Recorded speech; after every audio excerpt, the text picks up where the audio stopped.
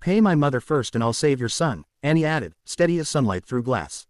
I mean it, sir. I can save your son. Richard Whitmore turned toward her slowly. He had been halfway down the curved staircase. His gray eyes rested on Annie with open disbelief. Near the front table, Rosa Johnson felt the blood drain from her face. The dusting cloth slipped from her fingers and landed softly on the hardwood floor. Annie, she whispered, panicked, tightening her throat. Baby, no. Annie did not look back. Richard descended the last step and stopped a few feet away from her. Do you understand what you are saying? He asked, his voice low and controlled. My son has been sick. For months, I've had specialists from Atlanta, Charleston, and New York in this house, neurologists, pediatric consultants, men and women with 30 years of training and experience. They have all failed him. Every single one. And you stand here and tell me that you can save him. His expression hardened. That is not just unlikely. It is ridiculous. Annie lifted her chin. It may sound that way, she said. But I'm telling the truth. A dry, irritated laugh came from the study doorway. Martin Kessler, the estate manager, stood there with his clipboard tucked under one arm and his usual look of polished disapproval spread across his face. Mr. Whitmore, this is exactly why I've said staff should not bring children into the main house during private family matters. Rosa stepped forward quickly. I'm sorry, sir, she said, looking at Richard. Humiliation rose hot in her cheeks. She shouldn't have spoken like this. Annie, apologize now. But Annie spoke before her mother could pull her away. My mother shouldn't have to keep waiting for money she already worked for. That changed the air. At that exact moment, Catherine Whitmore entered from the hallway near the breakfast room. She wore a pale cashmere dress and pearls, her blonde hair smooth and elegant in a way that made disorder look unwelcome in her presence. Richard, Catherine said, coming to stand beside her husband. What is going on? Her eyes moved to Rosa, then to Annie. And what is this about wages? Rosa lowered her gaze. Richard answered too slowly. Catherine noticed. Richard, it's a payroll matter, he said at last. There was a delay. A delay, Catherine repeated in paying the woman who cleans our home. Martin stepped in at once. Mrs. Whitmore, it was simply an internal accounting adjustment. Annie looked from him to Richard and said, my mama keeps working and the money keeps not coming. Annie, Rosa said sharply, but it was too late. Catherine turned fully to her husband. Then settle it today. Richard did not answer. That silence sharpened something in Catherine's face. Why are you hesitating? She asked. What happened to the money? Richard's jaw flexed. Part of the household reserve was redirected last week. For what? He gave a short, restrained breath. For Evan's treatment team, travel, additional consultations. Catherine stared at him. You used payroll money. It was temporary. Rosa looked up then, shocked despite herself. Catherine's voice dropped, but the steel in it remained. Richard, pay the woman today immediately. And as for Evan, we will find another way. Do not turn this house into a story people can whisper about at the club and after church. Fix the wages, then deal with our son privately. The foyer fell silent again. Annie looked up at Richard and spoke with the simple logic only a child could make sound like judgment. You didn't pay my mother what she already earned, but you promised reward money to anybody who could help your son. No one moved, she went on, her voice calm and clear. So if I can save him, and you pay my mother first, I still get the reward, too, right? Like you said. Catherine turned her head toward Annie, surprised. Martin nearly choked on his own disapproval. Rosa closed her eyes in fresh mortification, but Richard did not laugh. He studied the child in front of him, and for the first time there was something almost like unwilling respect in his expression. You are very certain of yourself, he said. Yes, sir, and you are saying this as a bargain. Annie shook her head. No, sir, my mama's money isn't supposed to be a bargain. That's hers already. I'm asking about the reward after that. That landed harder than anything else she had said. Catherine looked at Richard with an expression that was part disbelief, part shame on behalf of them both. Martin shifted his weight but said nothing. Richard folded his arms. Let me understand this. If I pay your mother now, you expect me also to keep my word about the reward? Yes, sir, and if you cannot help my son. Rosa stepped forward. Sir, please. But Richard lifted one hand, not taking his eyes off Annie. If I pay your mother today, he said, can you save my son? Annie did not flinch. Yes, sir, his voice lowered. Think carefully before you answer again. If I settle her wages now and you fail, then the next payment due to your mother will be delayed again until I decide otherwise. Do you understand? Rosa drew in a sharp breath. That's not fair. No, Annie said softly, still looking at Richard. It isn't. Then she added, but I can still save him. For a long moment, Richard Whitmore said nothing. At last, he turned his head slightly. Martin, call accounting. Have Rosa Johnson paid in full today. Martin blinked. Sir, today. Yes, sir. Rosa looked as if she did not know whether to thank him or resent the fact that her dignity had needed a witness to be acknowledged. Catherine let out a slow breath, though her eyes remained on her husband. Still troubled by what she had learned, Richard turned back to Annie. Now, he said, you are going to tell me why you believe you can do what all my doctors could not.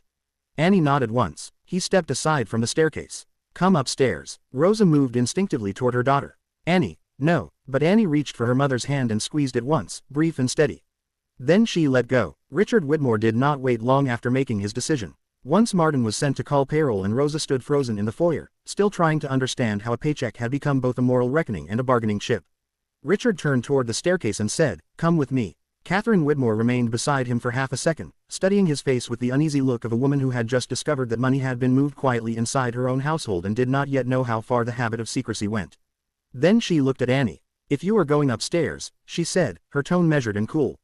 "Then I'm coming too." Rosa instinctively stepped forward. "Sir, ma'am, I don't think this is a good idea." Annie reached for her mother's hand and squeezed it once. "It's all right, Mama." Richard had already started up the staircase. Rosa climbed behind Annie, one hand hovering close to her daughter's shoulder, as if she could still pull her back if needed. Catherine walked in silence on the other side, graceful but tight around the mouth. At the end of the long hallway, Richard stopped before a double door painted a muted blue-gray. He put one hand on the knob and stood there a moment. That hesitation did not escape Annie. Then Richard opened the door. The room was large, warm, and carefully arranged in the way expensive sorrow often was. Heavy curtains had been drawn halfway against the winter light. A tray with untouched broth and crackers sat on a side table. Shelves held framed photographs, model airplanes, leather-bound books no child had likely chosen, and one baseball glove that looked as though it had not been touched in months.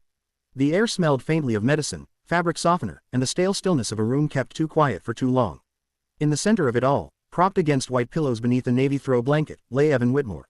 He looked up when the door opened. The first thing Annie noticed was not that he looked ill. It was that he looked prepared. Prepared to be looked at, prepared to answer questions the right way, prepared to wear the pale, patient expression adults had taught him was expected of him.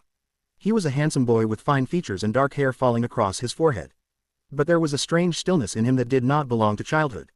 "Dad," he said softly. Richard crossed the room at once. "How are you feeling?" The answer came too fast. "Tired." Annie watched him closely. Catherine moved toward the bed and touched the blanket near Evan's knee. "Sweetheart, we've brought Annie upstairs." At that, something changed in the boy's face. Not much, just enough for Annie to catch it. The careful weakness slipped for 1 second, replaced by surprise, and then something else. "Alertness." "Annie," he repeated. She stepped forward. Rosa stayed near the door, her body taut with worry. Richard turned toward Annie. "You said downstairs that you could save my son. This is your chance to explain yourself." Annie looked at Evan first, not Richard. That was the first thing Catherine noticed. "Can I talk to him?" she asked. Richard frowned. "You're talking to him now." "No, sir," Annie said, still calm. "I mean, really talk." Catherine glanced at her husband. "Letter." Richard did not like that answer. It showed in the way his mouth tightened. Still, he stepped back a little from the bed. "Fine." Annie moved closer until she stood at Evan's bedside. "Hey," she said simply for the first time since they had entered. The corners of Evan's mouth shifted faintly. "Hey." Rosa blinked. That small change in him had happened faster than any specialist had ever managed.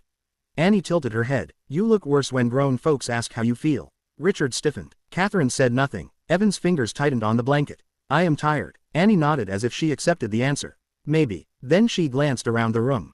"But I don't think that's the whole thing." Richard stepped forward. "That is enough." But Annie turned to him without flinching. "You asked me why I think I can help him. I'm trying to tell you." The room went silent again. Richard's face darkened, not with rage, but with the strain of a man being forced to wait in his own house. Catherine laid a hand lightly on his sleeve. "Richard," she said quietly. "Listen." Evan had gone very still. Annie looked back at him. "Do you want me to lie?" she asked. He shook his head. "Then don't you lie either." The boy's eyes dropped to the blanket from the doorway. Rosa felt her heartbeat pound in her ears. Richard spoke again more tightly now. "What exactly are you suggesting?" Annie finally turned to face him fully. "I'm saying your son knows how to look sick." That sentence landed like a hand striking wood. Rosa let out a breath. Catherine's eyes widened. Richard stared at Annie as if she had crossed some invisible line that no child, no employee, no outsider had permission to cross.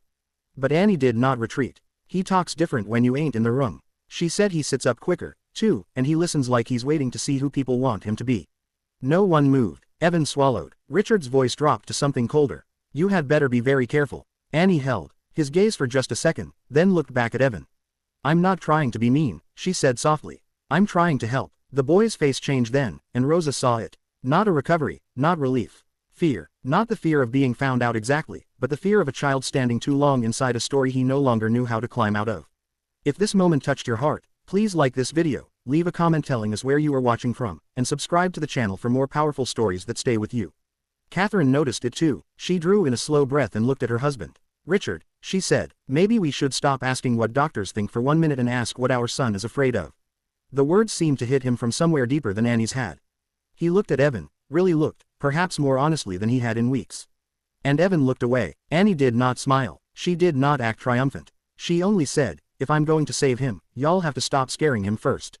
That left the room without anyone answering it. Richard Whitmore stood at the foot of his son's bed, a powerful man in a private room full of money, medicine, and silence. And for the first time, he was beginning to suspect that what lay before him was not only illness, but a truth no specialist had been paid to see. For several seconds after Annie spoke, no one in Evan Whitmore's room seemed willing to breathe too loudly. The late afternoon light had begun to thin behind the half-drawn curtains, turning the room the color of old gold and fading paper. Somewhere downstairs, a door closed softly. Farther away, even on days when nobody had the appetite to deserve the word, but in Evan's room, time held still around the boy in the bed. Richard Whitmore stood at the foot of it with both hands in his pockets, his shoulders rigid, his expression composed in the dangerous way only powerful men managed when they were close to losing control. Catherine remained beside the nightstand, one hand resting lightly against its polished edge. Rosa had not moved from the doorway. Annie alone seemed at ease, though not careless. She stood beside Evan with the calm focus of someone who had noticed what the adults had missed and did not yet understand why that was such a threatening thing. Evan kept his eyes on the blanket over his knees. Richard spoke first. Leave us. Rosa's heart lurched. Sir. He did not look at her. Not all of you. Martin can keep payroll moving downstairs, but Rosa, Catherine, Annie, you may stay. He paused, then added with effort. The rest of the household is to stay out of this room. It was the kind of order that usually restored shape to a bad moment, but this time it did not. This time, the trouble remained in the room with them, looking like a boy no older than 10, lying too still beneath the navy throw. Richard stepped closer to the bed. Evan, he said, his voice lower now. Look at me. The boy obeyed, but slowly. His face had gone pale in a different way than before. Not sickly, cornered. Did you hear what Annie said? Richard asked. Evan nodded once, and the child opened his mouth, then closed it again. Catherine leaned in slightly. Sweetheart, no one is angry with you. That was not entirely true. Or perhaps it was too early to know if it was true. But it was a mother's sentence and it softened the room by a degree. Annie looked at Evan and said, you don't got to answer fast. Richard's eyes shifted to her, but he did not interrupt. Evan swallowed. I didn't ask her to say anything. I know, Annie said. The boy looked down again, fingers knotting in the blanket. He had the kind of careful manners wealth often mistook for character. He said please to house staff and thank you to nurses. He knew not to interrupt adults and how to smile politely through discomfort. But Annie, sitting close enough to see his eyes, understood something the others were still circling around. Manners were not the same as peace. Richard dragged a hand across his jaw. We are going to be honest in this room, he said. Do you understand me? Evan nodded again, though his mouth trembled after. Richard continued more tightly than before. Are you pretending to be sicker than you are? The question landed too hard. Rosa winced. Catherine closed her eyes for 1 second, almost imperceptibly, as if she wished she could take the words back before they touched the child.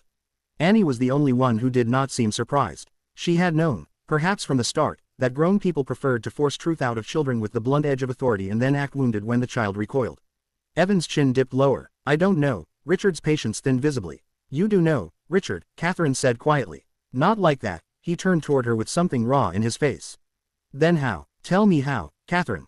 Because I have spent months trying every other way. No one answered him. That silence told on the whole house. It told on the doctors who came and went with their expensive cases. On the staff who had learned never to say what they noticed. On the routines built around Evan's weakness until weakness itself had become furniture in the room. It told on Richard, too. Perhaps most of all, Annie reached over and touched the baseball glove resting on the shelf beside the bed. It was brown leather broken in just enough to prove it had once mattered. You used to play, she asked Evan. The boy looked at the glove as if he had forgotten it was there. With Dad. He said softly, when he took a moment last spring before the word entered the room and stayed there. Annie turned to him. Do you miss it? He nodded. Do you miss school, too? That did it. Not in a dramatic way. Evan did not burst into tears or throw off the blanket or confess all at once like children did in television movies written by adults who did not remember what fear felt like in a small body. What happened instead was quieter. And because it was quieter, it was truer. His breathing changed. His shoulders drew inward. His eyes filled, not quickly, but with the helpless resistance of someone who had spent a long time trying not to let a secret become visible from the outside. Annie's voice softened. Something happened there. Richard looked sharply at his son. Catherine whispered, Evan. The boy shook his head once hard as though denial itself might rescue him. No. Annie did not argue. Okay. Evan looked at her surprised. She shrugged a little. Okay, if you don't want to say it yet, but it still happened. The grace of that answer did something none of the adults' urgency had done. It gave him room. Rosa saw it at once. She had seen it before in hospital waiting rooms and church basement and school offices. People spoke more truth when they were not being cornered by the need to speak it perfectly. Richard sat down in the chair beside the bed, a movement so sudden and uncalculated it startled even him. Usually he remained standing in this room, looming at the edge of illness with flowers, specialists, and instructions. Sitting made him look less like a man addressing a problem and more like a father who no longer knew what to do. "When did this start?" he asked, and though his tone was still controlled, the steel had faded out of it. Evan's fingers twisted deeper into the blanket. "I was tired." Catherine brushed her hand over the boy's hair. "We know that, sweetheart. But tired from what?" No answer. Annie glanced around the room. Her eyes landed on the books by the bed, the untouched broth, the stack of homework folders on the desk in the corner. One of them had bent edges and a school crest stamped in gold across the front.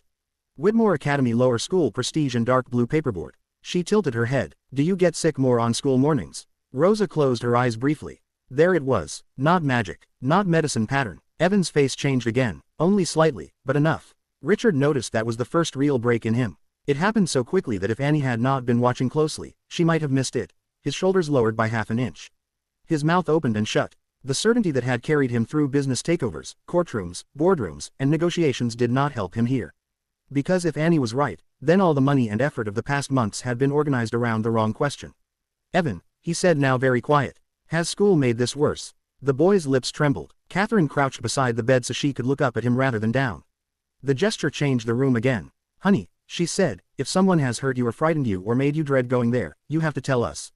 He did not look at either of them. He looked at Annie. That more than anything wounded Richard. It was plain in his face. The child in the bed trusted the daughter of the housekeeper more in this moment than the parents who had built a life around protecting him. There were reasons for that perhaps, but reasons did not lessen pain. Annie did not take advantage of the trust. She only said, "You can say it little. You don't got to say it all at once." Evan let out one shaky breath. No one moved. "They what?" Catherine asked gently. His eyes filled at last, and he blinked fast, ashamed of the tears before they even fell. "They mess with me." Richard's head lifted. "Who?" "At school." The room seemed to contract around those two words. Catherine looked as if she had been struck. Rosa pressed one hand flat against the door frame. Annie remained still, but inside herself, she felt the quiet click of something falling into place. Richard stood up again too quickly. "Who?" Evan flinched. "Richard," Catherine warned, but Richard was beyond gentleness for that one moment. Not rage. Not yet. Worse, a father's outraged confusion. "Who has been bothering you?" Evan wiped hard at his face with the heel of his hand. "Some boys." "What boys?" He shook his head. Whether from fear or exhaustion, none of them could tell. Annie spoke before Richard could press harder. "He ain't ready for the names." Richard looked at her, breathing hard through his nose. "And you know that, too." "Yes, sir." That "yes, sir" did not sound submissive. It sounded factual. Richard hated it and needed it at the same time. Catherine rose slowly from her crouch. "Let's not force this all in 1 minute," she said. "We know more than we knew an hour ago. That matters." Richard turned away from the bed and walked 2 steps toward the window, then stopped there with his back to the room. Outside, beyond the curtains, the last of the afternoon light had begun fading over the bare grounds in the long drive. When he spoke again, his voice was low and roughened in a way none of them had heard before. "Did you believe you had to stay sick not to go back?" he asked. Evan did not answer right away. Then so softly that Rosa almost missed it. The boy said, "If I'm sick, nobody makes me go." The room fell into a silence so full it nearly had shape. Annie looked down at her hands. Catherine bowed her head. Rosa thought of all the ways children suffered in plain sight. While adults measured symptoms and called it attention, Richard stood unmoving at the window. And for the first time since Annie had spoken.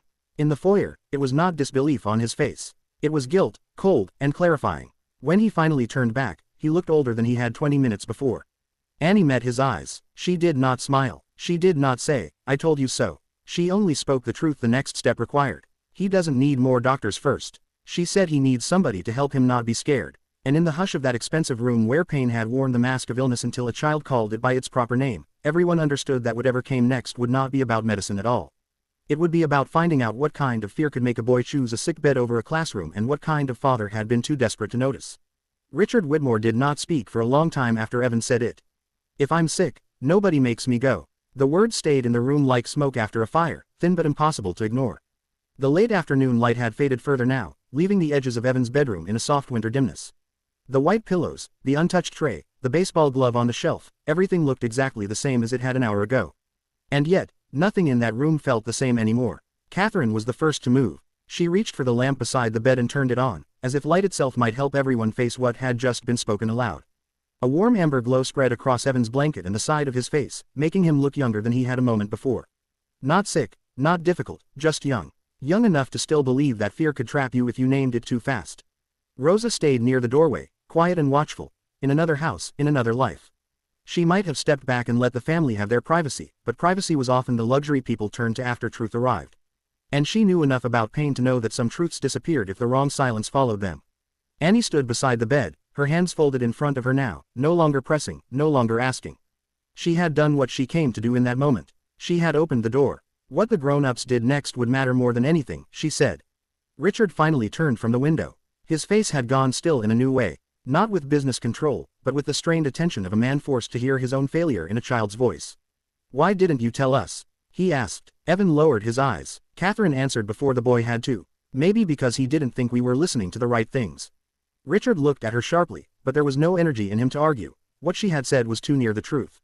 He crossed the room again, more slowly this time, and sat in the chair beside the bed. It was the first truly ordinary thing he had done since Annie opened her mouth in the foyer downstairs. No commands, no threats, no reaching for authority like a crutch. He simply sat down. Evan, he said, and his voice was quieter now than Rosa had ever heard it. I need you to help me understand this. The boy's fingers moved restlessly over the blanket. I tried. Richard frowned. When? Evan blinked, and for a second, the answer seemed to embarrass him more than the tears had. I said, my stomach hurt on Sundays, he murmured. And in the car, Catherine's hand went slowly to her mouth. Richard stared. That doesn't tell me someone's hurting you. It did to me. That landed harder than anything else. Rosa looked down for a moment. She had heard that kind of sentence before years ago in hospital waiting rooms and school offices from children who had given the warning in the only language they had. Belia, headaches, nightmares, sudden fevers before morning drop-off. Adults often called it nerves, moods, phases. Children called it surviving. Catherine sat on the edge of the bed now, one careful hand on Evan's shin through the blanket. Sweetheart, she said, what are they doing to you? He swallowed, mostly talking. Richard's eyes narrowed. Talking how? Evan hesitated. They call me names. What names? The silence that followed was not empty. It was choosing. Choosing between shame and relief. Between saying a thing out loud and letting it stay inside long enough to become part of you. Finally, Evan said, weak, spoiled. Crybaby. He paused, then added with visible effort. One of them calls me Princess Boy because I don't like football. Catherine shut her eyes. Richard's expression changed in a way Annie had not yet seen from him. Not anger exactly. Anger was simple. This was something older and colder. The kind of feeling that began in helplessness and then started looking for a direction. Who? He asked again. Evan shook his head quickly. I don't want you to make it worse. Annie spoke softly, not to interrupt, but to steady the room. That means it's been bad for a while. Richard looked at her. This time, there was no irritation in it. Only the reluctant acknowledgement that she was still the only person in the room hearing things in their proper order. Catherine smoothed her son's hair back from his forehead. Did a teacher know? Evan gave a tiny shrug. Mrs. Dobbins told us to be kind. That's not the same thing, Annie said. No one corrected her because no one could. Richard stood up abruptly and walked 2 steps away, then stopped. The effort it took him not to explode was visible. Men like him were trained by wealth and positioned to solve problems with speed. Make the call, fire the person, buy the expert, shut the damage down. But this was not a problem made of contracts or payrolls or public statements.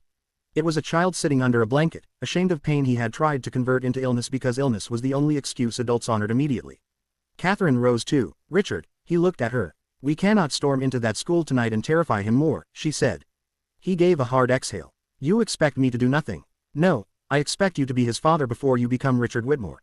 The sentence held. Rosa glanced at Annie. The girl did not react outwardly, but Rosa knew she was listening to every word.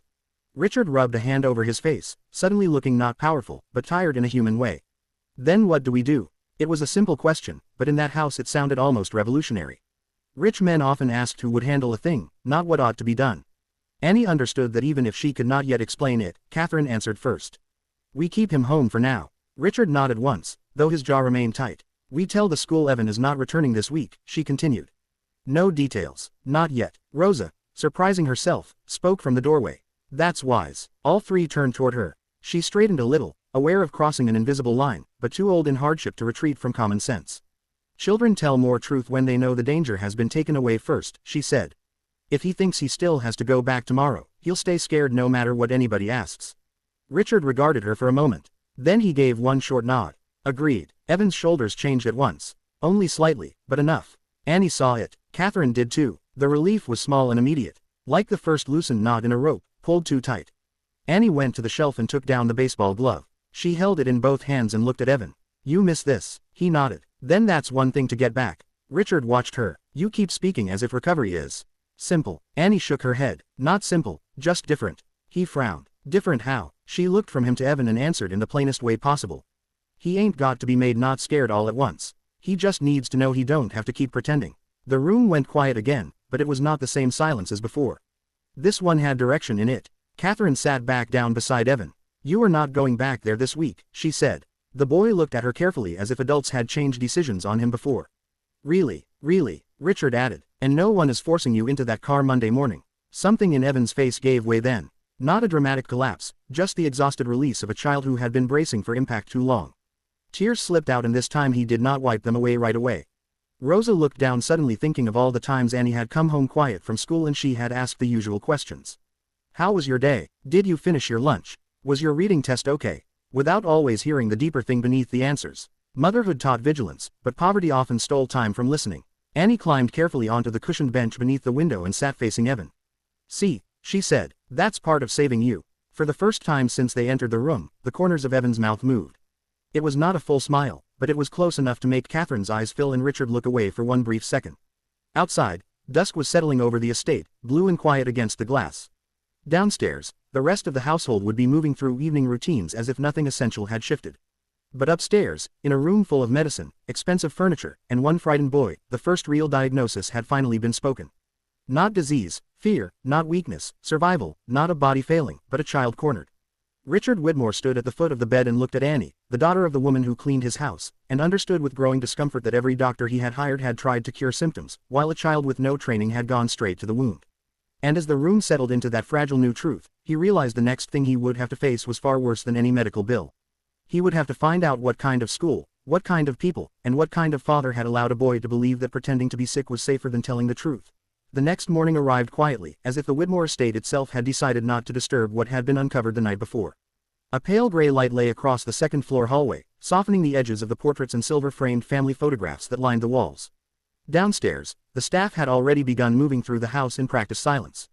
Coffee was brewing in the kitchen. A gardener's truck hummed somewhere beyond the back drive. The world, as it always did, seemed determined to go on as though truth did not rearrange everything it touched.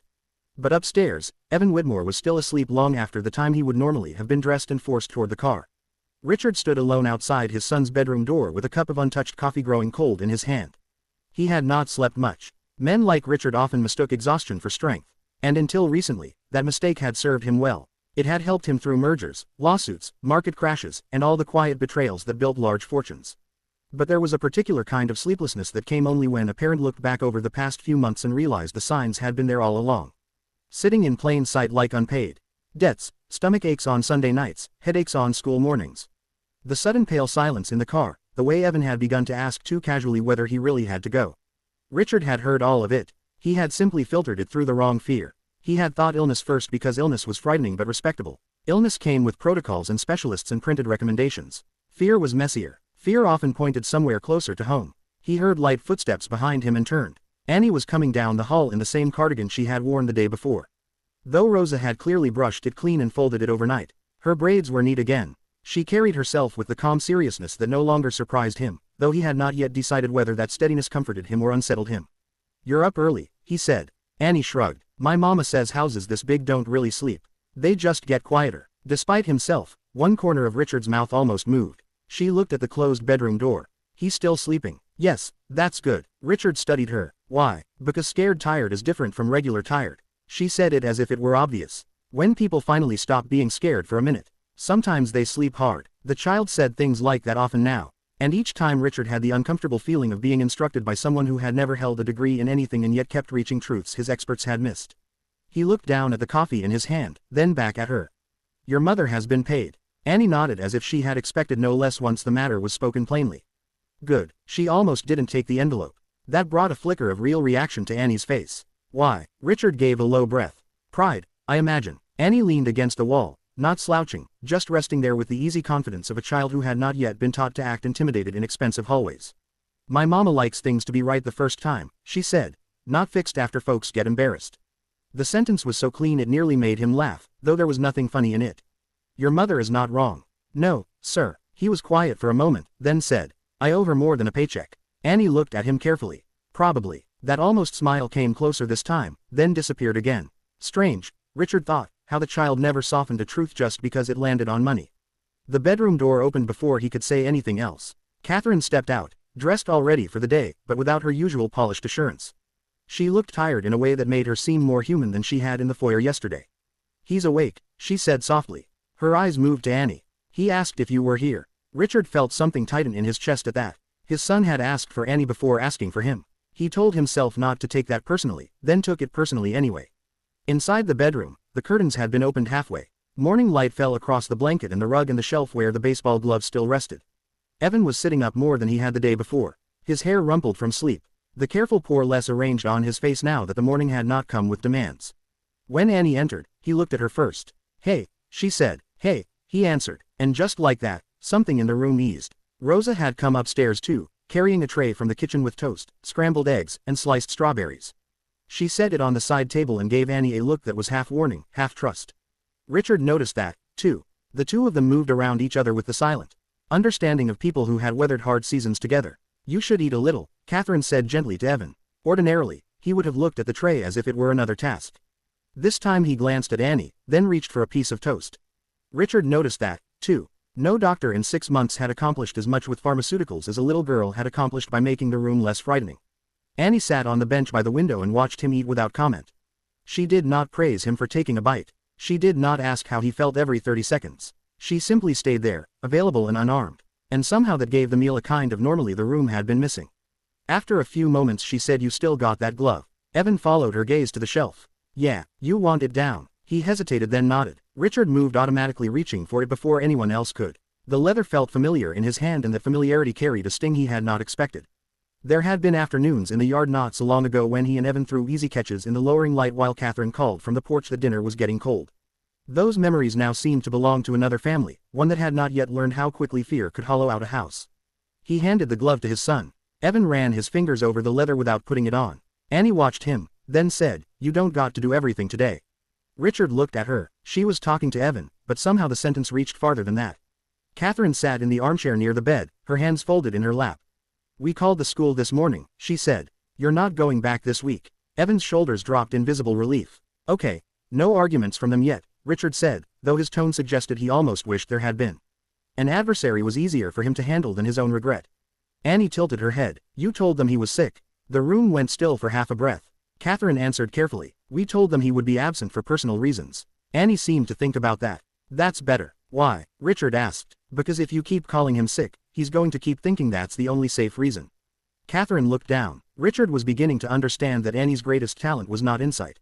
Exactly, but the refusal to let adults lie to themselves in gentler language. Rosa stepped closer to the bed. Mr. Whitmore, she said, if I may. He nodded. She looked at Evan, not Richard. Children sometimes need a little ordinary before they can talk about hard things, she said. Breakfast, sunshine, a conversation that isn't about symptoms. It lets the body know danger has passed, at least for a while. Richard heard the nurse-like practicality in her tone. And for the first time since paying her wages, he felt the fuller shape of what he had nearly taken for granted. Not just her labor, her steadiness, her judgment, the quiet intelligence working people often had to hide because nobody wealthy liked being corrected by the help. What do you suggest? He asked. Rosa looked faintly surprised that he had asked at all. Let them sit together. Let Evan breathe. Then maybe later with less pressure, he'll say more. Annie nodded as if this were obvious. Richard gave one short nod back. Fine. So, the morning changed shape.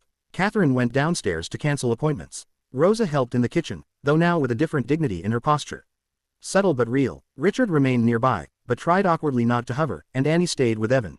For a while, they said almost nothing important. That too seemed to matter. Annie told him about a stray orange cat in her apartment complex that acted like it owned all 6 buildings. Evan told her there used to be a turtle in the pond near the lower drive, though he had not seen it in months. She asked if rich people ever got tired of all the stairs in their houses. He laughed, an actual laugh this time, quiet but unmistakable. Richard heard it from the hallway and stopped walking. That sound had become so rare in the house that it felt almost dangerous to hope from it.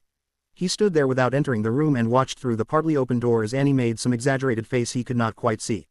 And Evan shook his head and laughed again. No weakness, no hand to the forehead, no practiced fatigue, just a boy in bed with a glove in his lap and a child beside him who treated him like a person instead of a condition. For the first time, Richard saw the full shape of the performance, not as deception, but as refuge. That realization softened something in him and shamed him at once. A little later, Annie carried the breakfast tray back toward the hall, leaving Evan with the gloves still in his hands. Richard stepped aside to let her pass. He ate more, she said. I can see that. She started walking, then stopped and looked up at him. You're trying hard not to scare him. Richard let out a low breath. Am I succeeding? A little. He almost smiled again. Only a little. You ask big questions too fast. That one was fair. And what should I do instead? Annie thought for a moment. Serious as ever. Ask smaller ones. The kind people can answer without feeling trapped. Richard watched her head down the hall toward the staircase, small against the oversized elegance of the house, and felt the strange humility of being given parenting advice by a child who had spent her life watching adults fail each other honestly. Behind him in the room, Evan called softly. Dad. Richard turned at once and went inside. The boy looked down at the glove in his lap. Do you think, he said carefully, maybe later we could go outside? Not far. Just a little. Richard stood very still. Yesterday he might have called a doctor before allowing it. Last week he might have interpreted the request as a dangerous overexertion. But now looking at his son's face, he understood the question for what it was. Not a medical risk, but the first small reach back toward ordinary life. He sat on the edge of the chair again. Yes, he said later, if you still want to. Evan nodded, and that was all. Yet, Richard felt with surprising force that the room had shifted one more inch toward healing. Not because a cure had been found, not because the fear was gone, but because for the first time in months, his son was asking for something other than permission to stay hidden. By late afternoon, the Whitmore estate had settled into a strange new rhythm. One built not on certainty, but on caution. No specialists came through the front door. No nurse appeared with a clipboard and a careful smile. No one in a white coat stood at the foot of Evan's bed, asking him to rate his pain on a scale from 1 to 10, as if fear could be measured in numbers and filed in a folder. For the first time in months, the house did not revolve around his symptoms.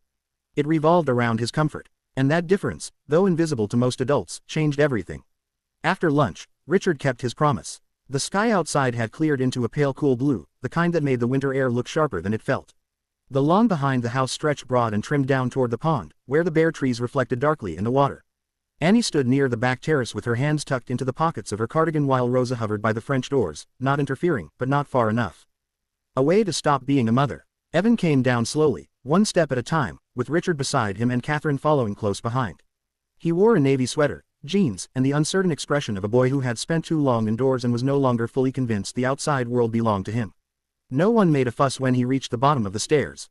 That Annie had said earlier was important. So Richard only asked, "You all right?" And Evan nodded. They crossed the back terrace together. The cold breeze moved lightly through the hedges, carrying the faint scent of damp earth and fallen leaves. Somewhere near the lower field, a groundskeeper was packing tools into the back of a utility cart.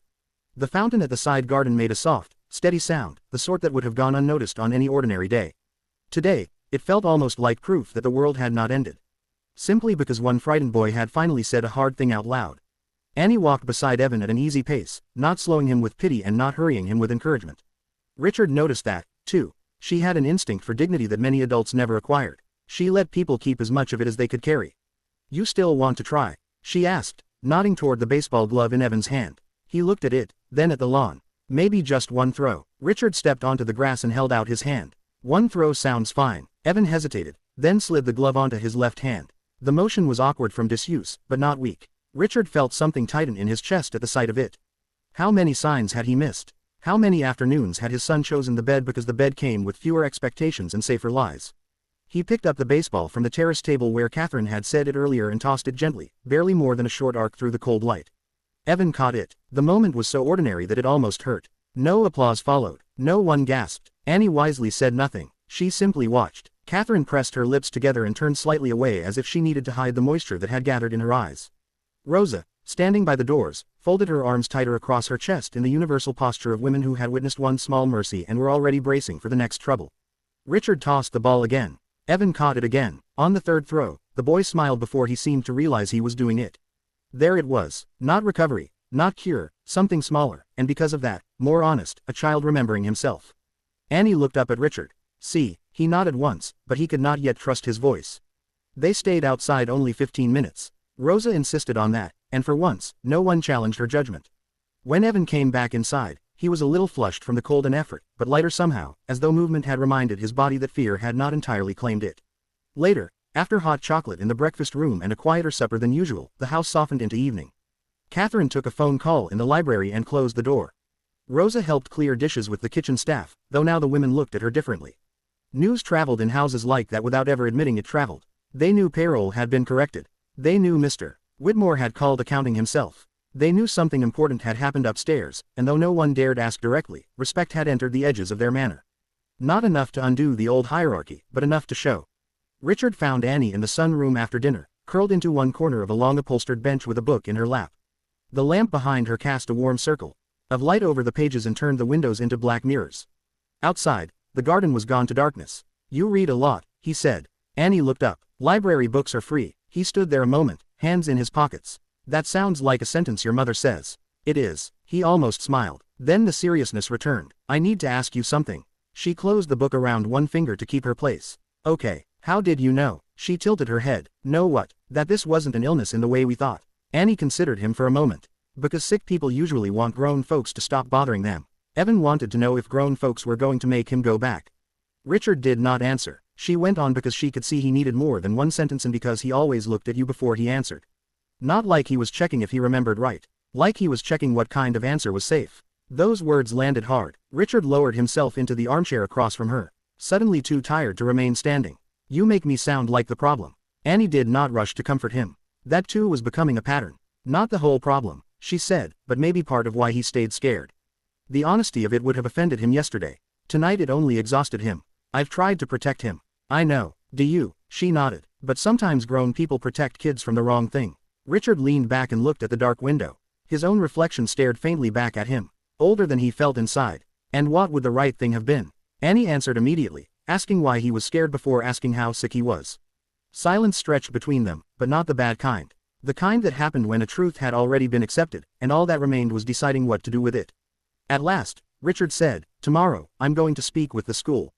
Annie's fingers tightened slightly around her book. "Without him there?" "Yes, that's good." He looked back at her. "You don't trust them." "I don't trust people who let kids keep being scared." He let that sit for a moment. "Neither do I." From somewhere down the hall came the faint sound of Evan laughing just once, brief and light, at something Rosa had said in the kitchen.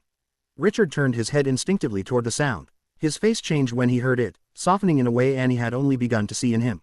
"He likes your mother," she said. Richard nodded. "He does. She talks to him normal." "So do you." Annie shrugged. "That's because he's normal. He just got stuck." Richard looked at her then. Really looked, and the simplicity of the statement nearly undid him. For months he had lived inside the language of specialists. Regression, behavioral fatigue, symptomatic presentation, complex pediatric stress response. And here was a child saying the thing that made more sense than all of it. He's normal. He just got stuck. A few minutes later, Rosa came to collect Annie for the ride home. She stood in the doorway of the sunroom with her purse over one shoulder and a weariness in her posture that no paycheck could erase in a single day. But there was something else there too. Relief perhaps, or at least the first cautious shape of it. "We need to get going," she said. Annie slid off the bench and tucked the book under one arm. Richard stood as they approached. Rosa met his eyes. "Thank you," she said, and there was dignity in the words, not submission for paying what was owed. He inclined his head. "You shouldn't have had to wait for it." "No," she said, "I shouldn't have." They held each other's gaze for 1 second longer than politeness required. In that second lived everything unsaid between them, his shame, her restraint. The fact that decency had arrived late, but been seen clearly when it came. Annie reached the doorway, then stopped and looked back at Richard. "Don't ask the school big questions tomorrow," she said. He blinked. "What kind should I ask?" "The kind liars don't practice for." Then she left with her mother, her small shoes quiet against the polished floor. Richard remained in the sunroom after they were gone, looking out at the dark garden and listening to the faint emptiness their departure left behind. Upstairs, Evan was no longer asking for medicine. He was asking whether Annie would come back tomorrow. That alone told Richard more than any specialist ever had, and as the house settled around him, elegant and troubled, and full of the private mistakes of powerful people, he understood that the next day would not be about doctors or diagnosis at all. It would be about a school, a frightened boy, and whether the truth looked different when asked in smaller questions. The next morning, Richard Whitmore drove to Whitmore Academy with the strange feeling that he was entering a building he had paid for many times without ever really seeing it. The campus sat on a rise of carefully kept land just outside Buckhead. All red brick, white columns, and old oaks arranged to suggest tradition, stability, and moral seriousness. It was the kind of school wealthy parents admired because it looked like discipline made beautiful. A row of black SUVs curved through the circular drive. Mothers in camel coats and pearl earrings stepped out holding coffee cups. Fathers in quarter zips took phone calls near the flagpole while children in navy blazers disappeared through the front doors beneath the school crest. Everything about the place announced excellence. That was how institutions hid rod best beneath Polish ritual and a Latin motto carved above the entrance. Richard parked, cut the engine, and sat for one moment without moving. The words Annie had said the evening before came back to him with unwelcome precision. Don't ask the school big questions tomorrow. Ask the kind liars don't practice for. He had spent most of the night thinking about that. Big questions invited prepared answers. Has there been bullying? Do you know why my son is afraid? Has anything inappropriate happened? Schools like this had rehearsed language for all of that. They had statements, protocols, liability-safe phrases polished by legal departments and polished again by administrators who knew how to sound concerned without admitting anything expensive. But smaller questions, those were different. Smaller questions slipped under a person's training. He stepped out of the car and headed inside. The front office smelled faintly of coffee, floor wax, and sharpened pencils. A receptionist with bright lipstick and practiced warmth stood as he approached. "Mr. Whitmore," she said at once, recognizing him. "Good morning. We weren't expecting. I'd like to see Headmaster Collins." There was enough in his tone to make her skip whatever pleasant reply she had prepared. "Of course, sir. I'll let him know." 5 minutes later, Richard was shown into an office lined with framed diplomas, leather chairs, and shelves of old yearbooks meant to communicate continuity and trust. Headmaster Daniel Collins rose from behind a walnut desk, his silver hair neat, his tie conservative, his expression arranged halfway between concern and authority. "Richard," he said, coming forward with a hand extended. "I'm sorry to hear Evan won't be in this week. How is he feeling?" Richard ignored the hand and remained standing. "That depends on what you know." Collins let his hand fall with only a slight break in composure. "I'm not sure I understand." "I think you do." The headmaster gestured toward the chairs. "Please." Richard sat, but not comfortably. He placed both hands on his knees and looked around the office at the photographs of football teams, debate champions, smiling graduates headed for Ivy League colleges. It was a room built to reassure men like him. Usually, it would have worked. "Who supervises morning recess for 3rd grade?" he asked. Collins blinked. It was exactly the kind of question he had not prepared for. "Excuse me, morning recess," Richard repeated. "Who's out there?" The headman's brows drew together. Typically a rotation. "Mrs. Dobbins, Coach Mercer, sometimes Mr. Hall." Richard nodded once. "And which boys are usually in my son's class group during recess?" Collins sat back more carefully. "Now, Richard, if this is about some playground disagreement, I can assure you we take student behavior very seriously." That wasn't the question. A small silence passed. Collins folded his hands on the desk. "The 3rd grade boys are assigned by homeroom and section. I'd need to see a current roster. Then pull it." Something changed in the room then. Not dramatically, just enough for the headmaster to understand that this was not a father dropping by to express concern and leave with a brochure about student wellness. This was a man who had come already suspecting more than the school wanted named. Collins pressed a button on the intercom. "Would you ask Mrs. Harding to bring me the current 3rd grade class lists and recess rotation for Section B?" As they waited, Richard looked at the framed photographs again. "Has my son ever been reported as withdrawn in class?" Collins answered too smoothly. "Evan has always been a thoughtful child." That wasn't the question either. A faint stiffness entered the older man's mouth. "He's quieter than some of the others." "Since when?" Collins hesitated. "I couldn't say precisely, but his teacher could." The knock came then, saving him from answering. A secretary entered with 2 folders and placed them on the desk. Collins thanked her, waited until the door closed and opened the top file. Richard did not watch the papers. He watched Collins' face. It changed when he found something. "Not much enough." "There," Richard said. Collins looked up. "There what?" "You saw a name that means something." The headmaster leaned back. "Richard, I think you may be drawing conclusions before all the facts are in front of us." "What I'm drawing," Richard said, his patience thinner than yours. That did it. Collins removed his glasses and set them carefully on the desk. "A few boys can be unkind at times," he said in the cautious tone of a man stepping around legal fire. "Nothing that rose to the level of formal disciplinary action." "Unkind," Richard repeated. "Is that what we call it here when a child starts pretending to be sick to avoid coming to school?" For the first time, the headmaster lost full command of his face. It was only a moment, but Richard saw it and knew. He rose from the chair. Collins stayed seated, perhaps understanding that standing now would look defensive. "I strongly advise we handle this discreetly." "Who?" "A formal review. Names." The headmaster's voice lowered. "Caleb Mercer, Thomas Weller, and occasionally Grant Hollis." Richard went still. The Mercer family funded the new science wing. The Weller boys' grandfather sat on the school's board of trustees. Hollis came from one of Atlanta's oldest real estate families. Of course, Richard thought. Of course, fear had money behind it. In institutions like this, cruelty was often tolerated longest when it wore a legacy last name. "What did they do?" he asked. Collins exhaled. There were remarks, teasing some locker room roughness after athletics exposure modules. "My son doesn't play sports." "Yes," Collins said carefully, which seems to have made him a target for boys who are less mature. Richard stared at him. "You knew we were monitoring the social dynamic." The sentence was so bloodless, so sanitized that for one brief second, Richard almost laughed. Monitoring the social dynamic as if his son were not a child but whether, what exactly did you monitor? He asked. The names, the fear, the stomach aches, or just how much trouble it might be if parents found out the wrong children were doing it. Collins said nothing. That was answer enough. Richard placed both palms flat on the desk and leaned forward. Did his teacher know? The headmaster held his gaze, then looked away first. Mrs. Dobbins raised concerns about peer conduct in October. It was January now. A slow anger, cleaner, and more dangerous than shouting moved through Richard's chest. All those weeks, all those mornings, all those consultations, and the school had known enough to raise concerns while his son learned to choose a sick bed over the classroom. Why wasn't I told? Collins' reply came carefully arranged. There was concern about escalating ordinary childhood hierarchy into a larger conflict among prominent families. Richard straightened slowly. There it was, the true religion of places like this. Not education, not character, preservation, prominent families. For the first time that morning, he thought not like a father or a businessman, but like the child of old Georgia money, who had been taught from birth that institutions would always protect themselves first and call it tradition. Ordinary childhood hierarchy, he repeated. That's what you call a frightened boy who would rather perform illness than walk back into your building. Richard, no. His voice was quiet enough to be frightening. Now you listen to me. My son is not returning to this school until I decide what I'm going to do with what you've just admitted. Collins rose then, finally shedding some of his polish. I would ask you to be careful, rumors. You should have been careful with my son. The headmaster's face drained just a shade. Richard took the class list from the desk and looked at the names again. Mercer, Weller, Hollis. He would know their fathers. Of course, he would. Men who shook hands at fundraisers and sat on nonprofit boards and spoke publicly about leadership while their sons practiced cruelty under institutional cover. At the door, he paused. There was one more thing Annie had said.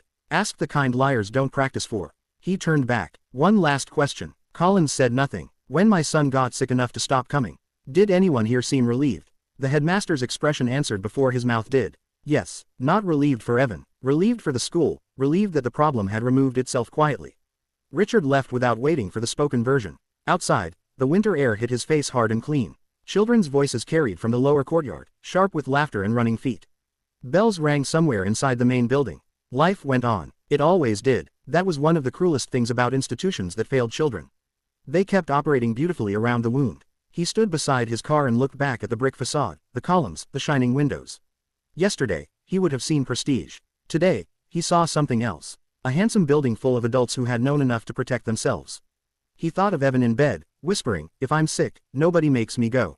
He thought of Annie sitting in the sunroom the night before, book in hand, telling him not to ask rehearsed questions. He thought of Rose's quiet sentence in the bedroom. Children tell more truth when they know the danger has been taken away first. For the first time in months, everything was beginning to line up in a straight line, and that straight line led him not to another doctor, but back home to his son, to the names in his hand, and to the ugly fact that what had happened to Evan had not been invisible at all. It had been tolerated. Richard drove home with the class list folded once in the inner pocket of his coat, where it sat against his chest like a private accusation. The road back from Whitmore Academy wound through quiet streets lined with stone walls, winter lawns, and houses built large enough to protect their owners from almost everything except themselves. At every red light, he found his mind returning to Headmaster Collins' voice, polished and bloodless, speaking of social dynamics and ordinary childhood hierarchy, as though fear were a developmental phase instead of a wound. By the time he turned through the iron gates of his own estate, the anger inside him had settled into something colder and more useful. The house looked unchanged from the outside. White columns, black shutters, the fountain still running in the circular drive. Yet, as he stepped through the front door and handed his coat to the butler, he had the disorienting sense that the architecture had become dishonest. Too much beauty, too much order, too much silence around things that should have been named sooner. Catherine was waiting for him in the morning room, a legal pad open on the table beside untouched tea. She looked up the moment he entered. Well, Richard closed the door behind him. They knew enough. Her hand tightened around the pen. How much is enough? He crossed the room slowly, each sentence coming more controlled than the one before. Enough for the teacher to raise concerns in October. Enough for the headmaster to know which boys were involved. Not enough apparently to tell us because they didn't want conflict among prominent families. Catherine stared at him. October. He nodded. Her face changed. Not theatrically, not with shock alone. Something more humiliating. The look of a mother realizing that an institution she had defended at luncheons, paid generously into, and recommended to other parents had measured her son's suffering against donor politics and called silence prudence. Who are the boys? She asked. Richard gave her the names. Caleb Mercer, Thomas Weller, Grant Hollis. Catherine leaned back in her chair as though the room itself had shifted. Of course, she said, but there was no satisfaction in it. Of course, it would be those families, she knew them, too.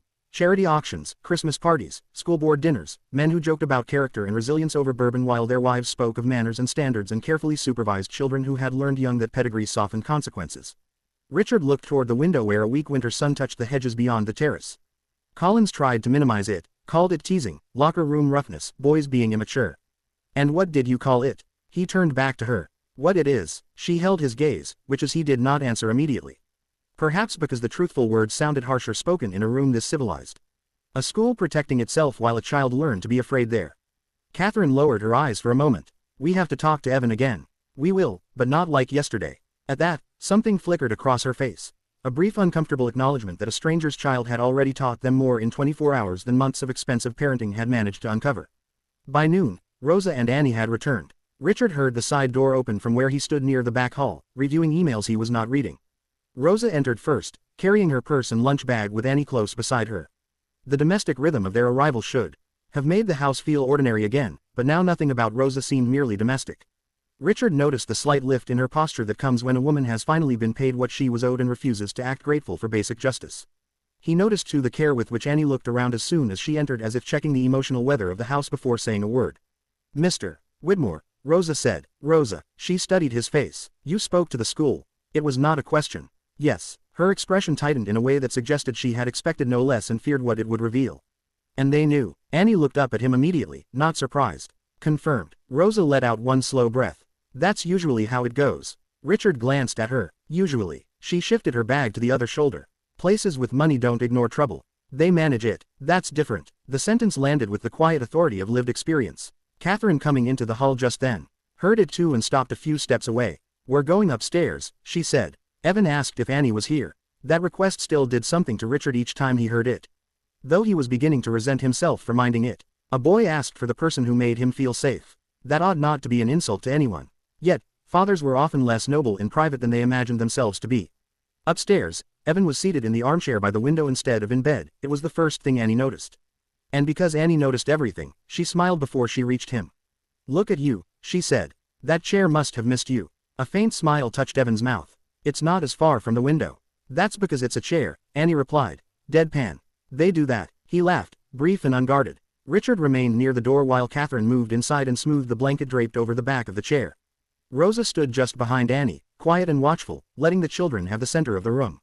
We need to ask you a little more about school, Catherine said gently. Evan's smile thinned, but did not vanish entirely. That alone was a change. Yesterday, the mention of school had seemed to freeze him from the inside. Today, the fear was still there, but it no longer owned the whole room. Richard pulled a chair over and sat down, taking Annie's advice before she had to give it. Smaller questions, smaller truths. Were they in your class? He asked. Evan nodded. Did they bother other kids, too? A hesitation, then another nod. Mostly boys they thought wouldn't tell. Rosa's eyes darkened. Catherine knelt beside the armchair. What did they do besides call you names? Evan looked down at his hands. They'd take my backpack and throw it over the stall doors in the locker room or hide my shoes after rec games. Caleb said if I told he'd say I cried all the time and make it worse. Richard felt his jaw harden. Annie sat cross-legged on the rug near the chair, making herself smaller on purpose, less like an audience and more like company. Did teachers ever see any of that? Not the locker room stuff, but they saw some things. Evan nodded. Mrs. Dobbins told Thomas to stop once. And did he? Annie asked. He gave her a look that answered before words did. Catherine's hand moved from the armrest to her son's wrist. Why didn't you tell us it was them? Evan stared at the carpet. Because Dad always says Whitmores don't let people push them around. Richard closed his eyes for 1 second. There it was again. Not only the school, not only the boys, the house, the language, the inheritance of masculinity dressed up as strength and handed down without tenderness. When have I ever said that to you? He asked. Though even as he asked it, he could hear himself in boardrooms, at charity sports events, on the sidelines of Little League years ago, when encouragement was often just pressure and a nicer tie. Evan answered in a small voice. When I quit soccer. Catherine looked at Richard. He remembered the day immediately. Evan had been younger, overwhelmed by the shouting and collision of boys on a hot field, asking after only 2 weeks if he could stop. Richard had laughed lightly and said, come on, son. Whitmores don't quit because things get uncomfortable. He had meant perseverance. The child had apparently heard something else entirely. I was wrong, Richard said. No one in the room moved. He said it again because some truths needed repetition before they felt real. I was wrong to say that. Evan looked up. For a child, one of the most destabilizing and healing things in the world is hearing an adult with power admit fault plainly without excuse. Annie knew that. Rosa knew that. Catherine, judging by her expression, knew it, too. Richard leaned forward, forearms on his knees. You do not owe anyone performance to prove strength, he said. Not at school, not here, and if someone hurts you, telling me is not weakness. It is exactly what I should have made safe for you to do. The room held that in silence. Then Annie, because she understood that truth alone was not enough unless it was followed by action, asked, so what happens now? Richard looked at her, then at Evan. Now I speak to the families involved. I speak to the board and I decide whether that school deserves another day of my son's trust. Evan's fingers tightened on the chair arm. Do I have to go back if they say sorry? No, Richard said immediately and without ambiguity. You do not have to go back because anyone says the right thing too late. A long breath left the boy's body. Rosa turned slightly away, perhaps to hide the emotion rising into her face. Catherine rested her hand over Evan's again. Annie only nodded as if the correct answer had been obvious from the beginning. Outside the window, a cold wind moved across the bare lawn and rattled the branches near the pond. Inside, in the room that had once been arranged around sickness, the first real structure of healing was taking shape. Not medicine, not diagnosis, safety, truth, apology, choice. Richard saw it now, though seeing it came with its own humiliation.